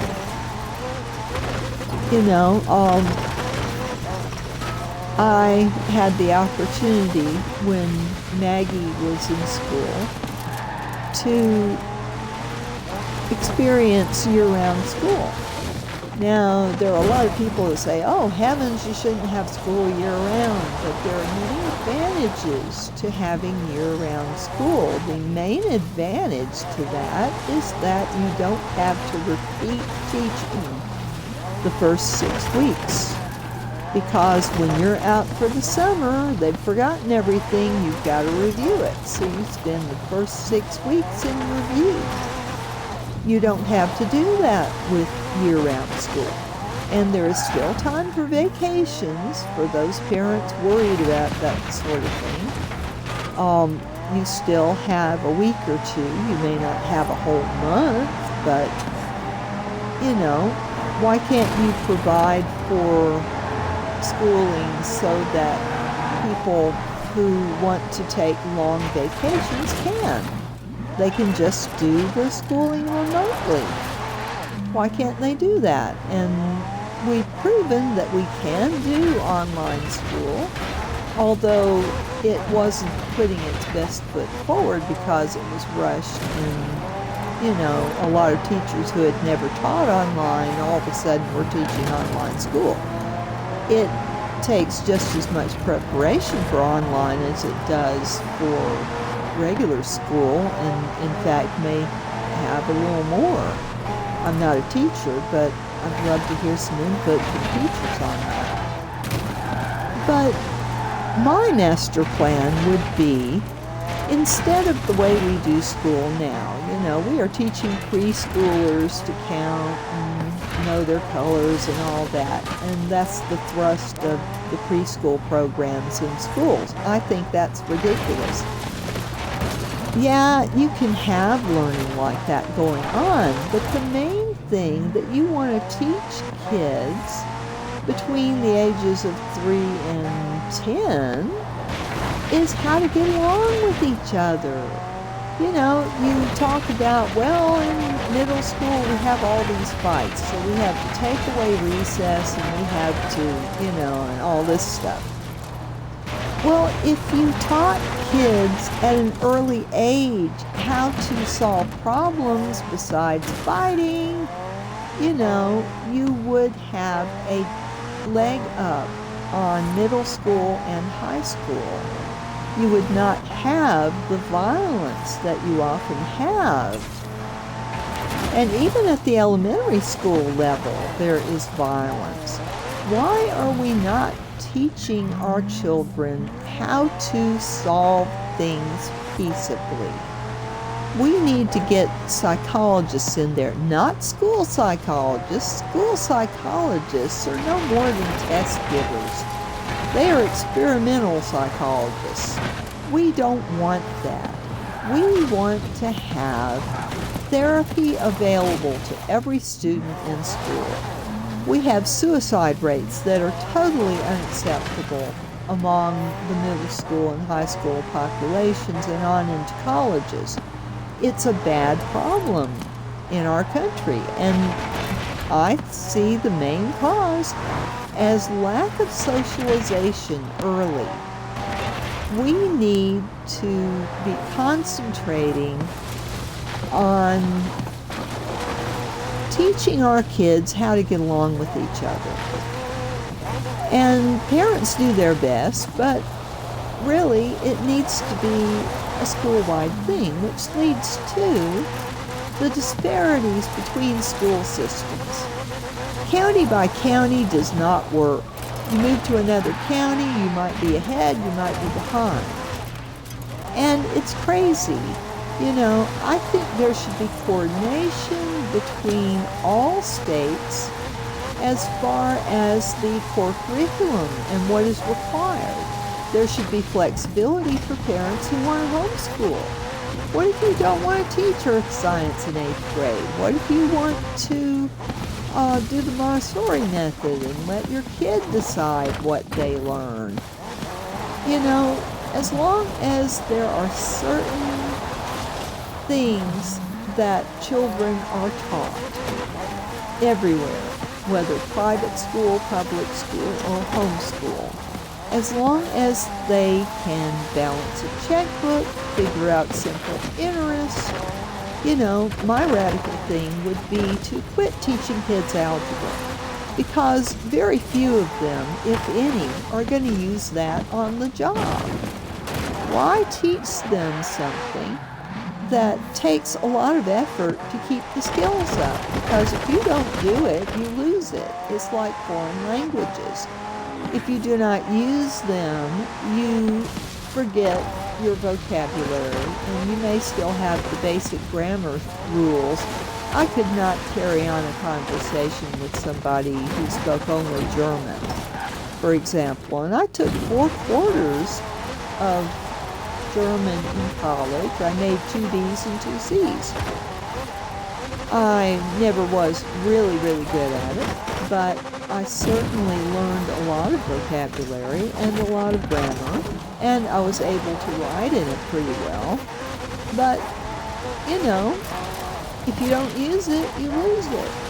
So why do you teach algebra in high school when they're going to have to relearn it basically to do it in college? I think it should be an option. If somebody wants to learn algebra, they should have all the power they need to learn it. So it should not be scrubbed from the curriculums. But most people do not need algebra and calculus. You know, so unless your profession requires it, why require it for everybody? This goes back to the philosophy of schooling in the turn of the century. They thought by teaching Latin and Greek and classical subjects and stuff, they thought that they would make smarter kids. Well, it turned out it didn't make smarter kids. You just had a bigger dropout rate. And same with algebra. You know, geometry, yes, that's practical. I think that everybody should have to take geometry. I think that everybody should have to take basic math. You know, but as far as algebra, there are some people who can't do it. My poor friend, when I was at BYU, she was brilliant. She was studying linguistics. That's not something that stupid people study, right? Linguistics is very complicated, and it involves not only learning a lot of languages, but learning the commonalities between languages. It is a very complicated subject. She was brilliant, and she made A's in most of her classes, but the thing she could not pass was the algebra. She had the unfortunate experience in Catholic school when she was little of being punished with a ruler. You know, the teacher would have a ruler and rap her knuckles every time she got a wrong answer. And she learned to be terrified of algebra. And even into adulthood, she could not pass the math. She even took the remedial math on a pass-fail basis, and her degree was in jeopardy because of this one stupid class. So finally, they ended up deciding to let her graduate anyway because the rest of her schooling was so good. So she obviously had the skills for what she was learning. I think it is unfair to force algebra down the throats of every student. It doesn't make them smarter, and it doesn't improve their performance in other areas. It might reveal a love of algebra, but very few people. So, yeah, if you're going into a science, you're going to need the algebra. But if you're just going to college and you're planning to be, you know, in a profession that doesn't require algebra, why should you be forced to take it? I think definitely, because algebra is one of those things, if you need it, you can take it and easily get up to speed. You don't have to have years of preparation to study algebra. So, just like any subject, if you need it, then you should be required to take it. If it's part of the requirements for your degree, yeah, you should have to take it. But I don't think that algebra should be a part of that for every person. I think if they did that one thing, if they said you don't have to take algebra, all you need to be able to do is balance your checkbook, I think that the dropout rate would plummet. And they need to make school fun again. When I was growing up, we had a party every month to celebrate some holiday. And I looked forward to that, and there were some teachers who based it on perfect attendance, and that was, I couldn't do that. But, because I was always the sick kid. But they should have things for students to look forward to. It should not be like a job where you are putting in work and passing tests. School has become somewhat of a travesty because of these standardized tests. The standardized tests are required, and the teachers have to teach for that, so they're not really teaching as they used to do. They are teaching so that students pass the standardized tests, and the teachers are penalized if their students don't pass them. But the problem with standardized tests is they are all biased. If you are a person of color, you are going to have trouble with those tests. And until they take the racism out of those tests, they really shouldn't require them for anybody. So, kids are usually not racist unless they're exposed to it at home. So why can't they change schools so that they become happy places of learning? Kids naturally want to learn, and there's no such thing as a lazy kid. There may be such a thing as a handicapped kid or a kid that's disillusioned, but I don't really think that there are lazy children. Children are interested in all sorts of things, and if you cater to their interests, there's going to be something they want to study at school. It just blows my mind that psychologists are not more involved with schools. You have test givers as your school psychologists. You don't have licensed clinical psychologists who do therapy. And this is what schools need. They either need to have access to telemedicine for therapy, or they need to have therapists on board. And a lot of school systems don't want to spend the money because they don't think of the importance of mental health. And I wonder how many children have died because they committed suicide because they felt they could not do school. They got to the end at some point and said, I don't want to live anymore. And this is happening all the time. You've got bullying and cyberbullying that should not be tolerated in any school in America. You should not have any group being persecuted like that. So I'm going to get off my soapbox now, but I really feel it's important that we acknowledge that there are problems with the public schools. We are relying too much on testing and not enough on life skills. In school, we need to prepare students for real life, and that means preparing them to be mentally healthy adults, preparing them to be good citizens, law-abiding citizens, and preparing them to have the resources they need to have a successful life. We have too much racism. We have too much just plain out ridiculous assumptions about how to teach when psychology is not part of that picture.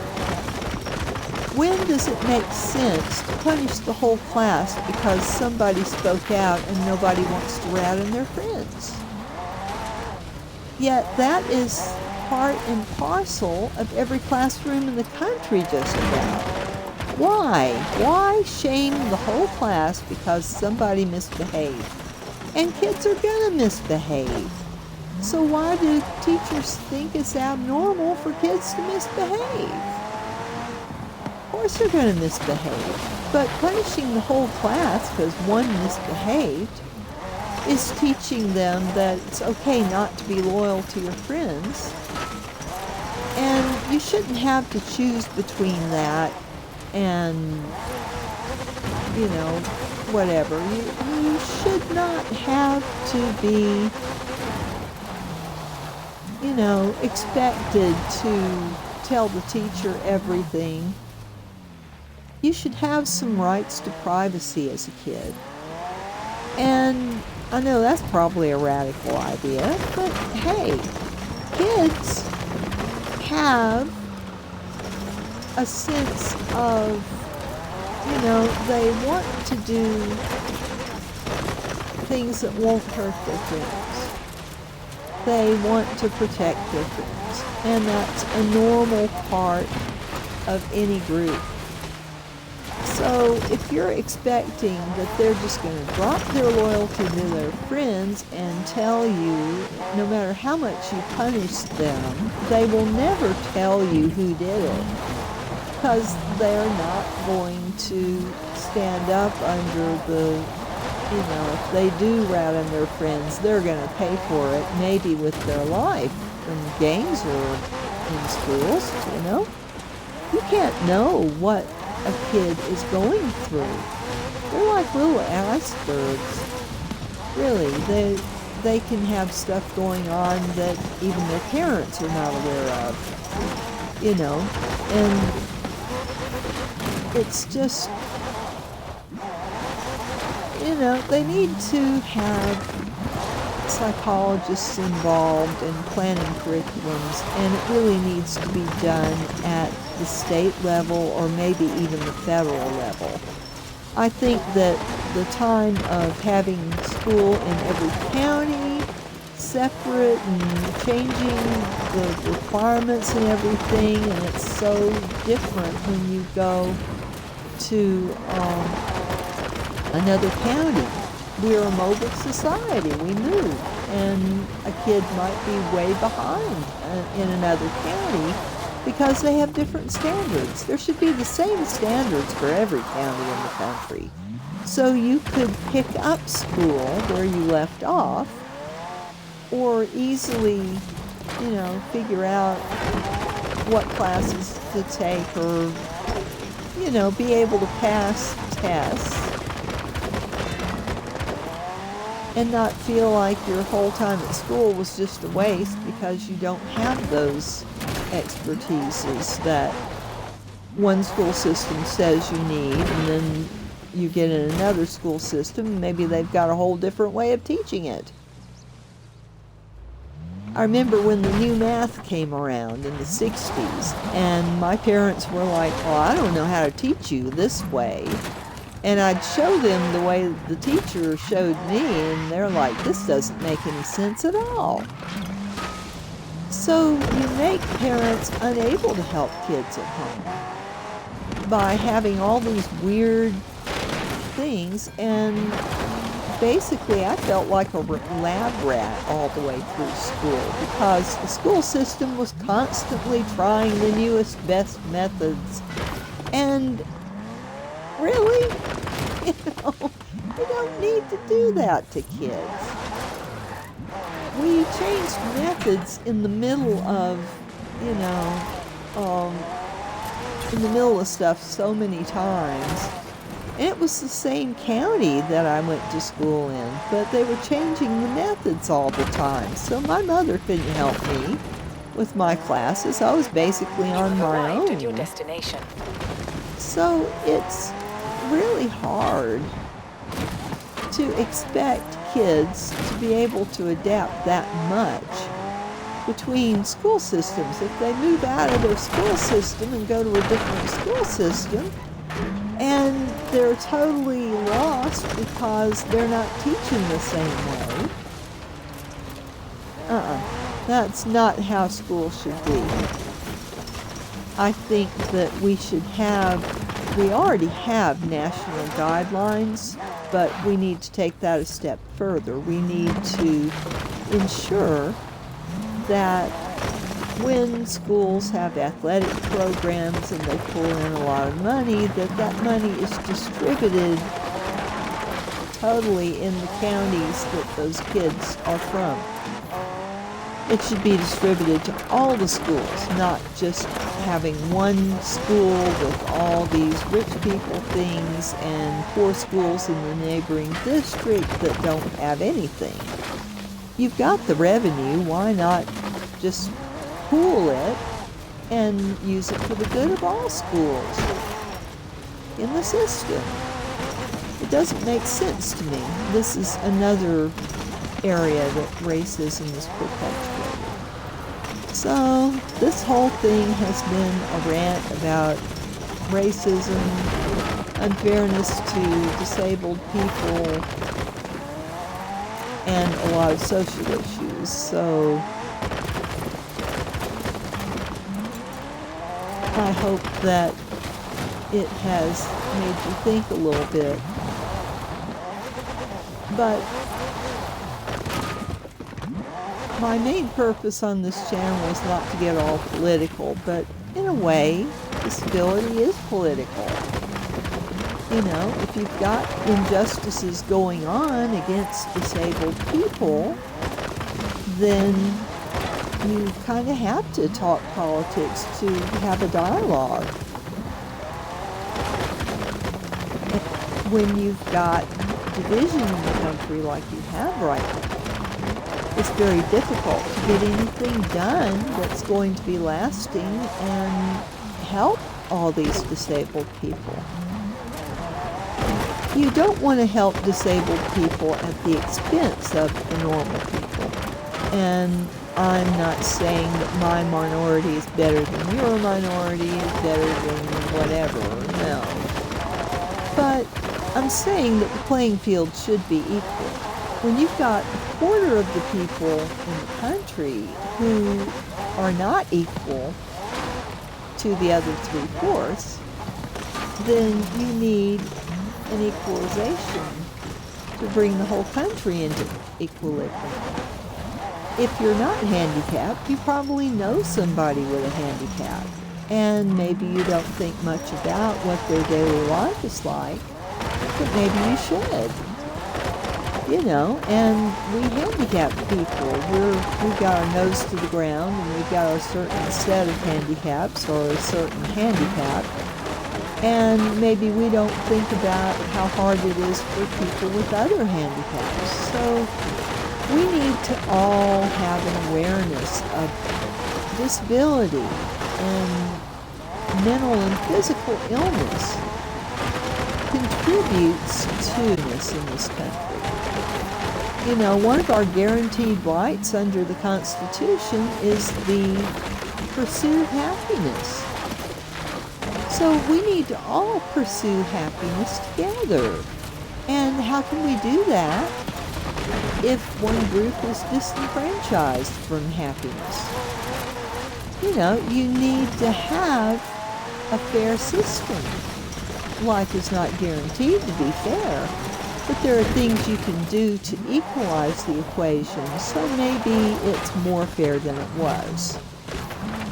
And our American system is a great system, you know, equality, justice, and fairness to all. But we need to put our money where our mouth is and say, well, we need to work on this. It's a continuing process. There's never an arrival point. When you have goals and you're working towards them, you never arrive. You are striving towards that more perfect union of the states. But you are never going to have a perfect union in this life. What you can have, though, is a more perfect union and a happier union. So, if we consider the needs of all the groups in our country, not just the majority group, you know, then everybody can be happier, because you don't have as much injustice going on. So, I hope I've given you some food for thought, and if you want to read about any of the topics that I have gone into, look up incarceration on Google and just read up a little bit. There are groups working to change these strict laws that we enacted in the war on drugs and try to do it differently, because it's not working, and there's lots of research suggesting it's not working. So this stuff is out there on the internet. I don't have any formula on it. You can look up for yourself and see, But I hope that you will be motivated to find out more about these things, because they affect you, whether you are, no matter what side of this political spectrum you are on. These issues affect you every day because you're paying your tax money to try to fix problems. And these social issues like homelessness, whether you realize it or not, are costing you a lot of money. We need to consider that having equity benefits everybody.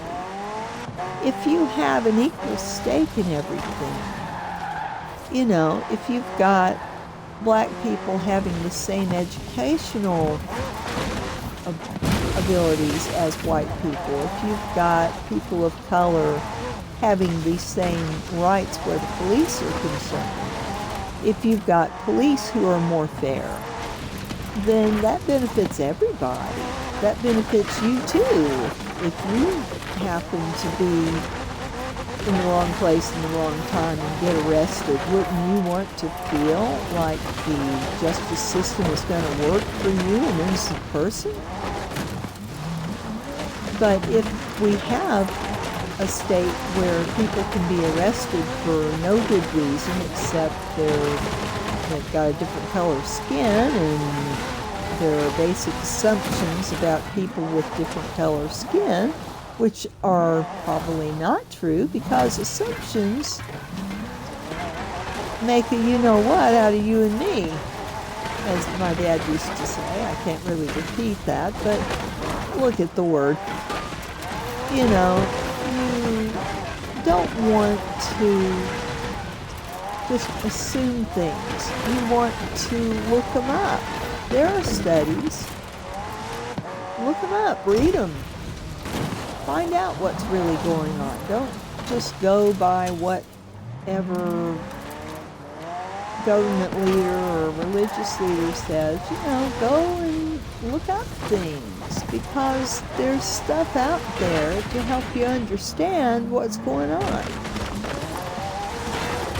I'm not saying that you should doubt your favorite preacher or but if they state something as fact that is an opinion, you need to go look it up, because facts don't change. Facts are there to be discovered, and if you don't read up, how do you know what's true and what's not? I suggest AP is a good place to start. The Associated Press has a page for myth blasting. They will take rumors and they will prove that, oh yes, this rumor is true, or no, this rumor is not true. And they take what the political leaders say and pick it to pieces, basically, and back it up with fact. So their fact-checking is very good. Don't take for granted that you know what an issue is all about if you haven't read up on it. And there are a lot of people who just take whatever the news says or whatever their favorite radio or TV personality says is, oh, that's terrible, that should be different. Have you fact-checked them? Maybe you should. Because how they see things may be very distorted. So, that's my 2 cents worth, having been a computer person and having worked in libraries and learned from librarians how to do searches and find facts. It's very disturbing to me that a lot of people don't look up things. You know, my dad was like, well, if you want to know how a word's spelled, don't ask me, look it up in the dictionary. And I griped about it, but I did it, and, you know, I found out a lot of neat things by looking in the dictionary. Sometimes I just sit there and read and just learn stuff. You know, that's not your usual thing for a child under 10 to do, but I did often. So, you know, it is important to realize that the internet is a fire hose. There's more information than you can ever soak up. But there are certain sources that are good sources, that are better than opinionated sources. And pretty much any source with a gov behind it is going to have better information. You know, if you want to know about COVID, go to the cdc.gov website and read up. Their scientists aren't dummies. They do a lot of research, and the researchers explain there why they think this way, and, you know, they have had to change their facts some because COVID's a moving target. We're learning new things about it every day. And so we're testing theories, and we've still got a lot of theories, but, you know, if you read up, you can see how they came to their conclusions. It's all there, it's not hidden. And pretty much .edu is going to be a good source. So if you look at the research that's going on, I have known a lot of scientists personally in the course of working at an Air Force library that I had a lot of contact with working scientists.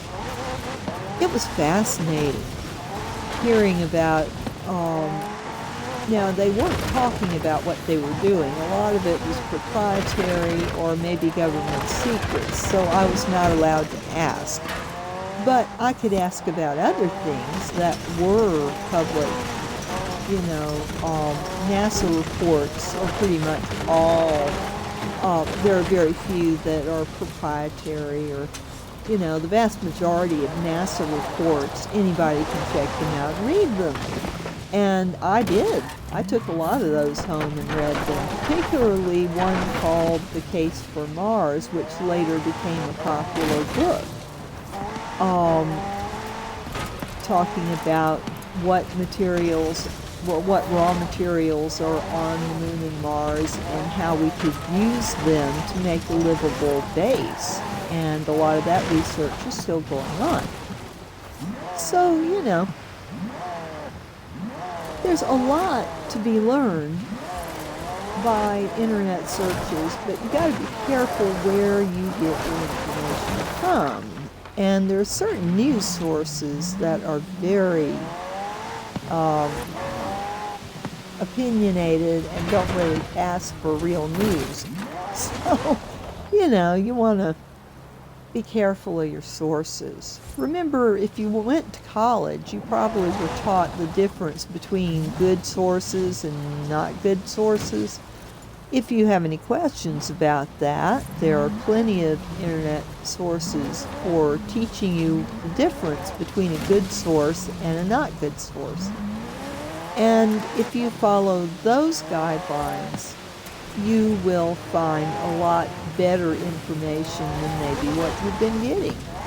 So I am a proponent of education.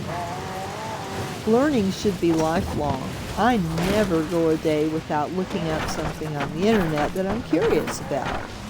And I've learned a lot of things through doing that, and it helps me in my writing. I'm always researching something for my books. So, because I don't want to put false information out there. I want to put good information out there. And so I'm very careful about .coms because, a lot of .coms only have their own interests at heart. They're not really wanting to tell the truth. So if you want truth, you have to search for it.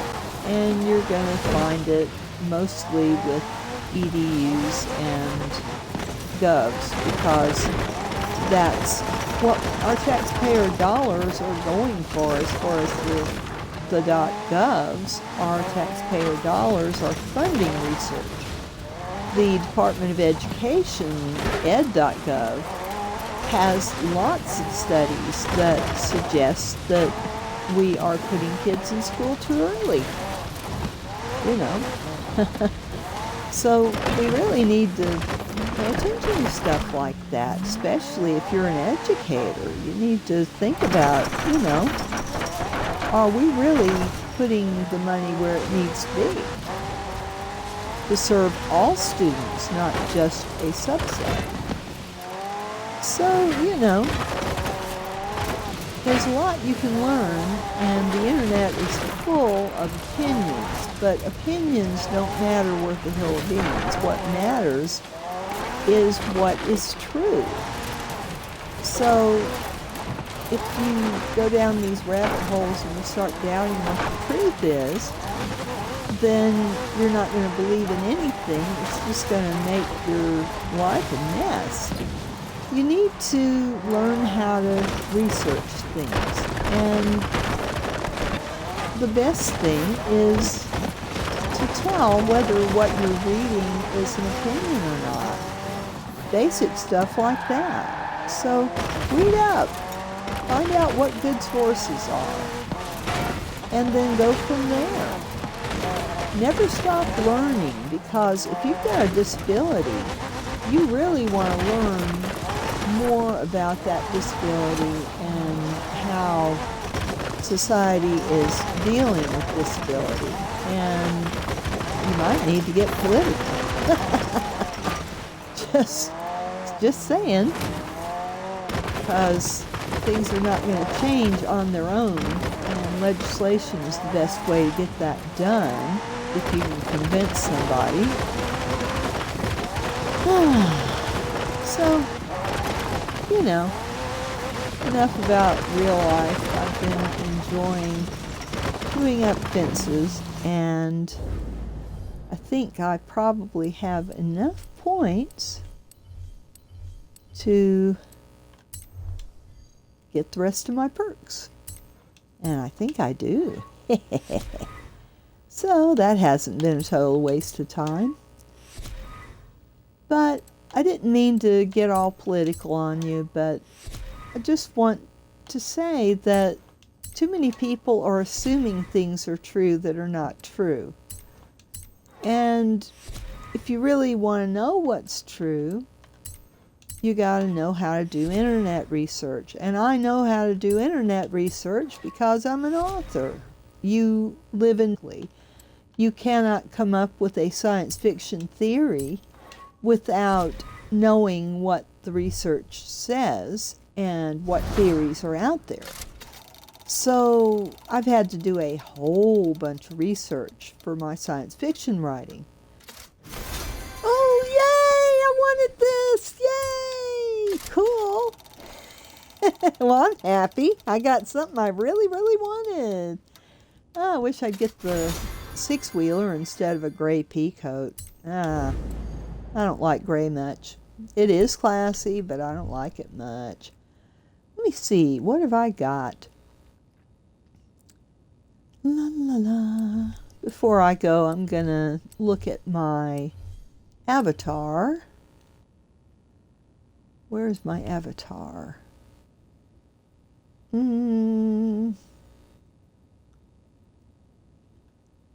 don't know how to get to my avatar. This is pitiful. I think think it's under cars, actually. Let's see if it is. I might have to go back home to one of my homes to be able to do this. I think I will. So, I don't see it there. Well, let's go to the festival. Fast travel to the festival. All right.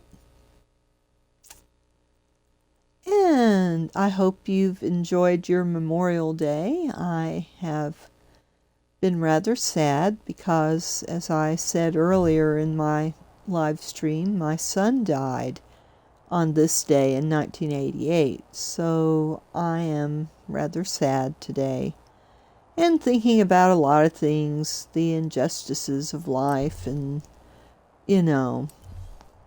all that. Yeah, garage. That's where you customize your character, in the garage. That's weird. So here's my character. And I'm going to see if I want to change her clothes. Because every once in a while I like to do that. I've got the artist tee, but I think I might go a different route. Those are things that I don't have. But Horizon 3, I am the Stig. And FM6 and FM7 I have not played. So,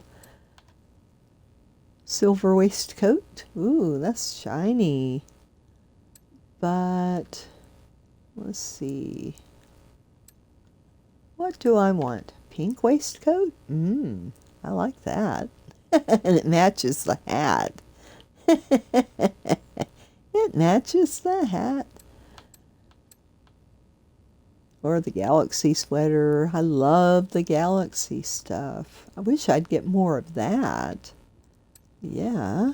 Let's see. Well, I'm going to put on the Galaxy sweater. And I'm going to find a different jacket.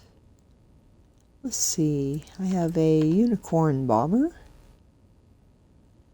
I have the jazzy jacket. Ooh. Ooh, that's cool. I have the golden leather jacket, which I've gotten recently.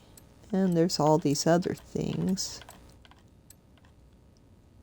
But I could go jacketless. I've got a purple pea coat. Ooh, that's nice. Why not? Okay, let's see what I've got to go on my legs. Gotten a lot of new things recently that I would never wear, like that. That's just entirely too short. Ugh. No way. Joggers, I'm not really into. Pink trousers, that's cool, but leggings are too tight. That's just and it's like wearing nothing at all. The blue tartan roll-ups, ooh, I like that. I should probably wear something with the tartan, right? England and Scotland. Yeah, let's see. I have the Galaxy skirt, but it's too short. Why can't they have something longer? Like ankle length is how I like to wear my stuff.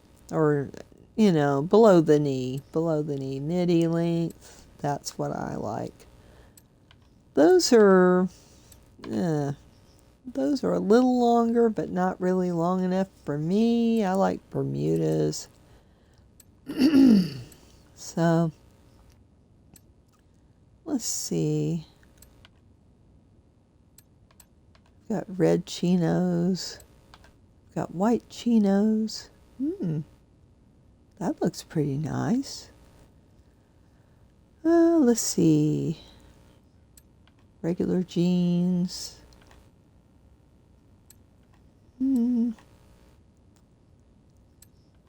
Well,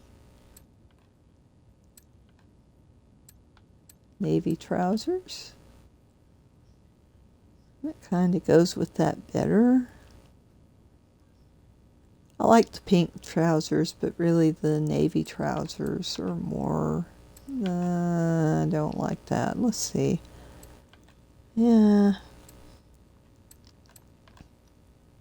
Or the blue tartan. Why not the tartan? And then let's look at feet. I've got some new ones. I've got red velvet buckles. I've got pink abstract trainers. I've got Sports Luxe trainers. Ooh, I like that. I might go for that unless I find something I like better. Artist canvas. Golden canvas. Floral wellies. Pink biker boots. VIP brogues. I think I like the Sports Luxe trainers the best. Okay, then I'll go to hats. I've been wearing this pink bowler for a long time, but I got the iridescent purple cap. Ooh, that is nice. I've got the tartan cap, which matches the pants. So I might go for that. Let's see. And of course there's the pink cowboy hat, but the cowboy stuff's not really me. There's the white trilby, the brown, the autumn. That has tartan on it. But, that's got tartan on it too. I like the white trilby. Jazzy bowler, ooh, that's cool. And the glitter bowler, ooh, that's nice. I like that too. The sequin flat cap, I like. Let's see. The heart trilby, I like that. It's cool. A ruby crown. I'm not gonna wear a crown though. VIP top hat. Ooh, a Viking helmet.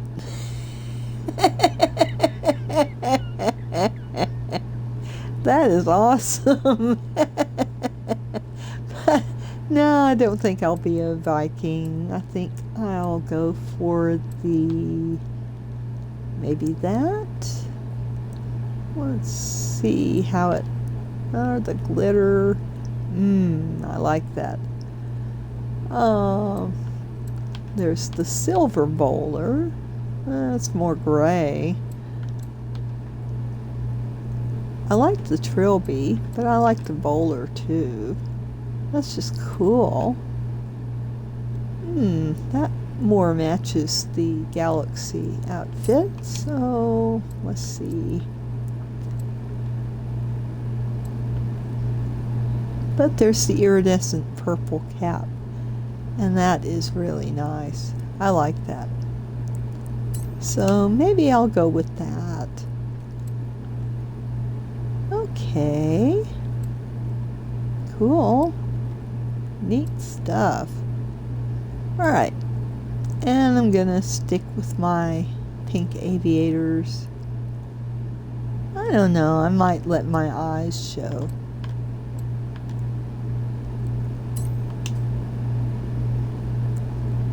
Yeah, I might let my eyes show. I don't think I want to wear a tash. Wrist, it's not going to show. It's not going to show no matter what I pick. I've got my compass watch. I don't think I want to wear gloves with this outfit. And of course there's outfits. There's the chicken suit. I love the chicken suit. I love the Bond suit. The white one. But, nah. Oh, no. And emotes? Well, I've had my air vocals for a while. I think I will do something different. Let's see.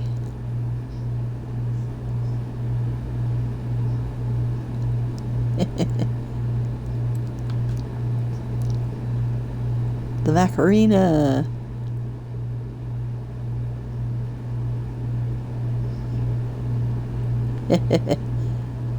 I like the way they do the Macarena. It's not as vulgar.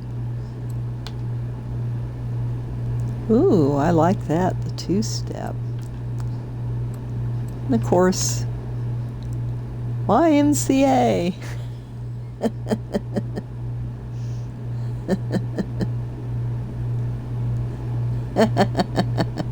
I like that. Let's see, the chicken dance. What's that?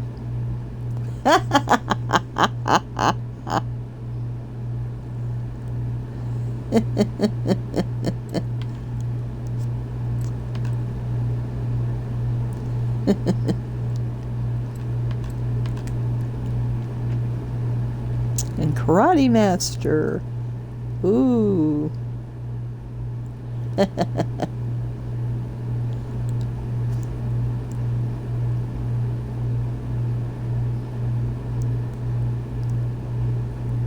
We actually learned a little karate from a book when I was little. Let's see. I like that. So I'm gonna have that as my showboat. And what am I gonna have as my victory?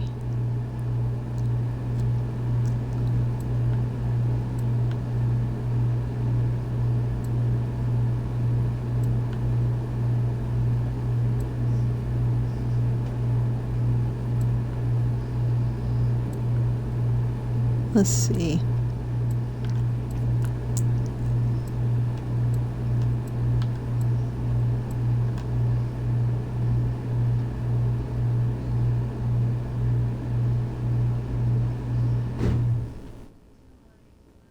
I like that.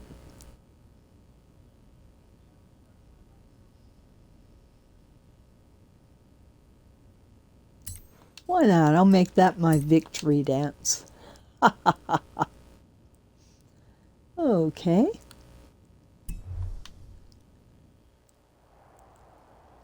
Oh, I didn't get my final result. There we go. All right. There's my screenshot. Okay, I've recustomized my character and I have ranted and raved about all sorts of social issues, so I'm going to stop now. It's 10:42, so I'm going to say goodnight, and don't let the disabilities get you down. Always look at what you can do. And I'm going to go ahead and sign off for the night. I want to take a look here and see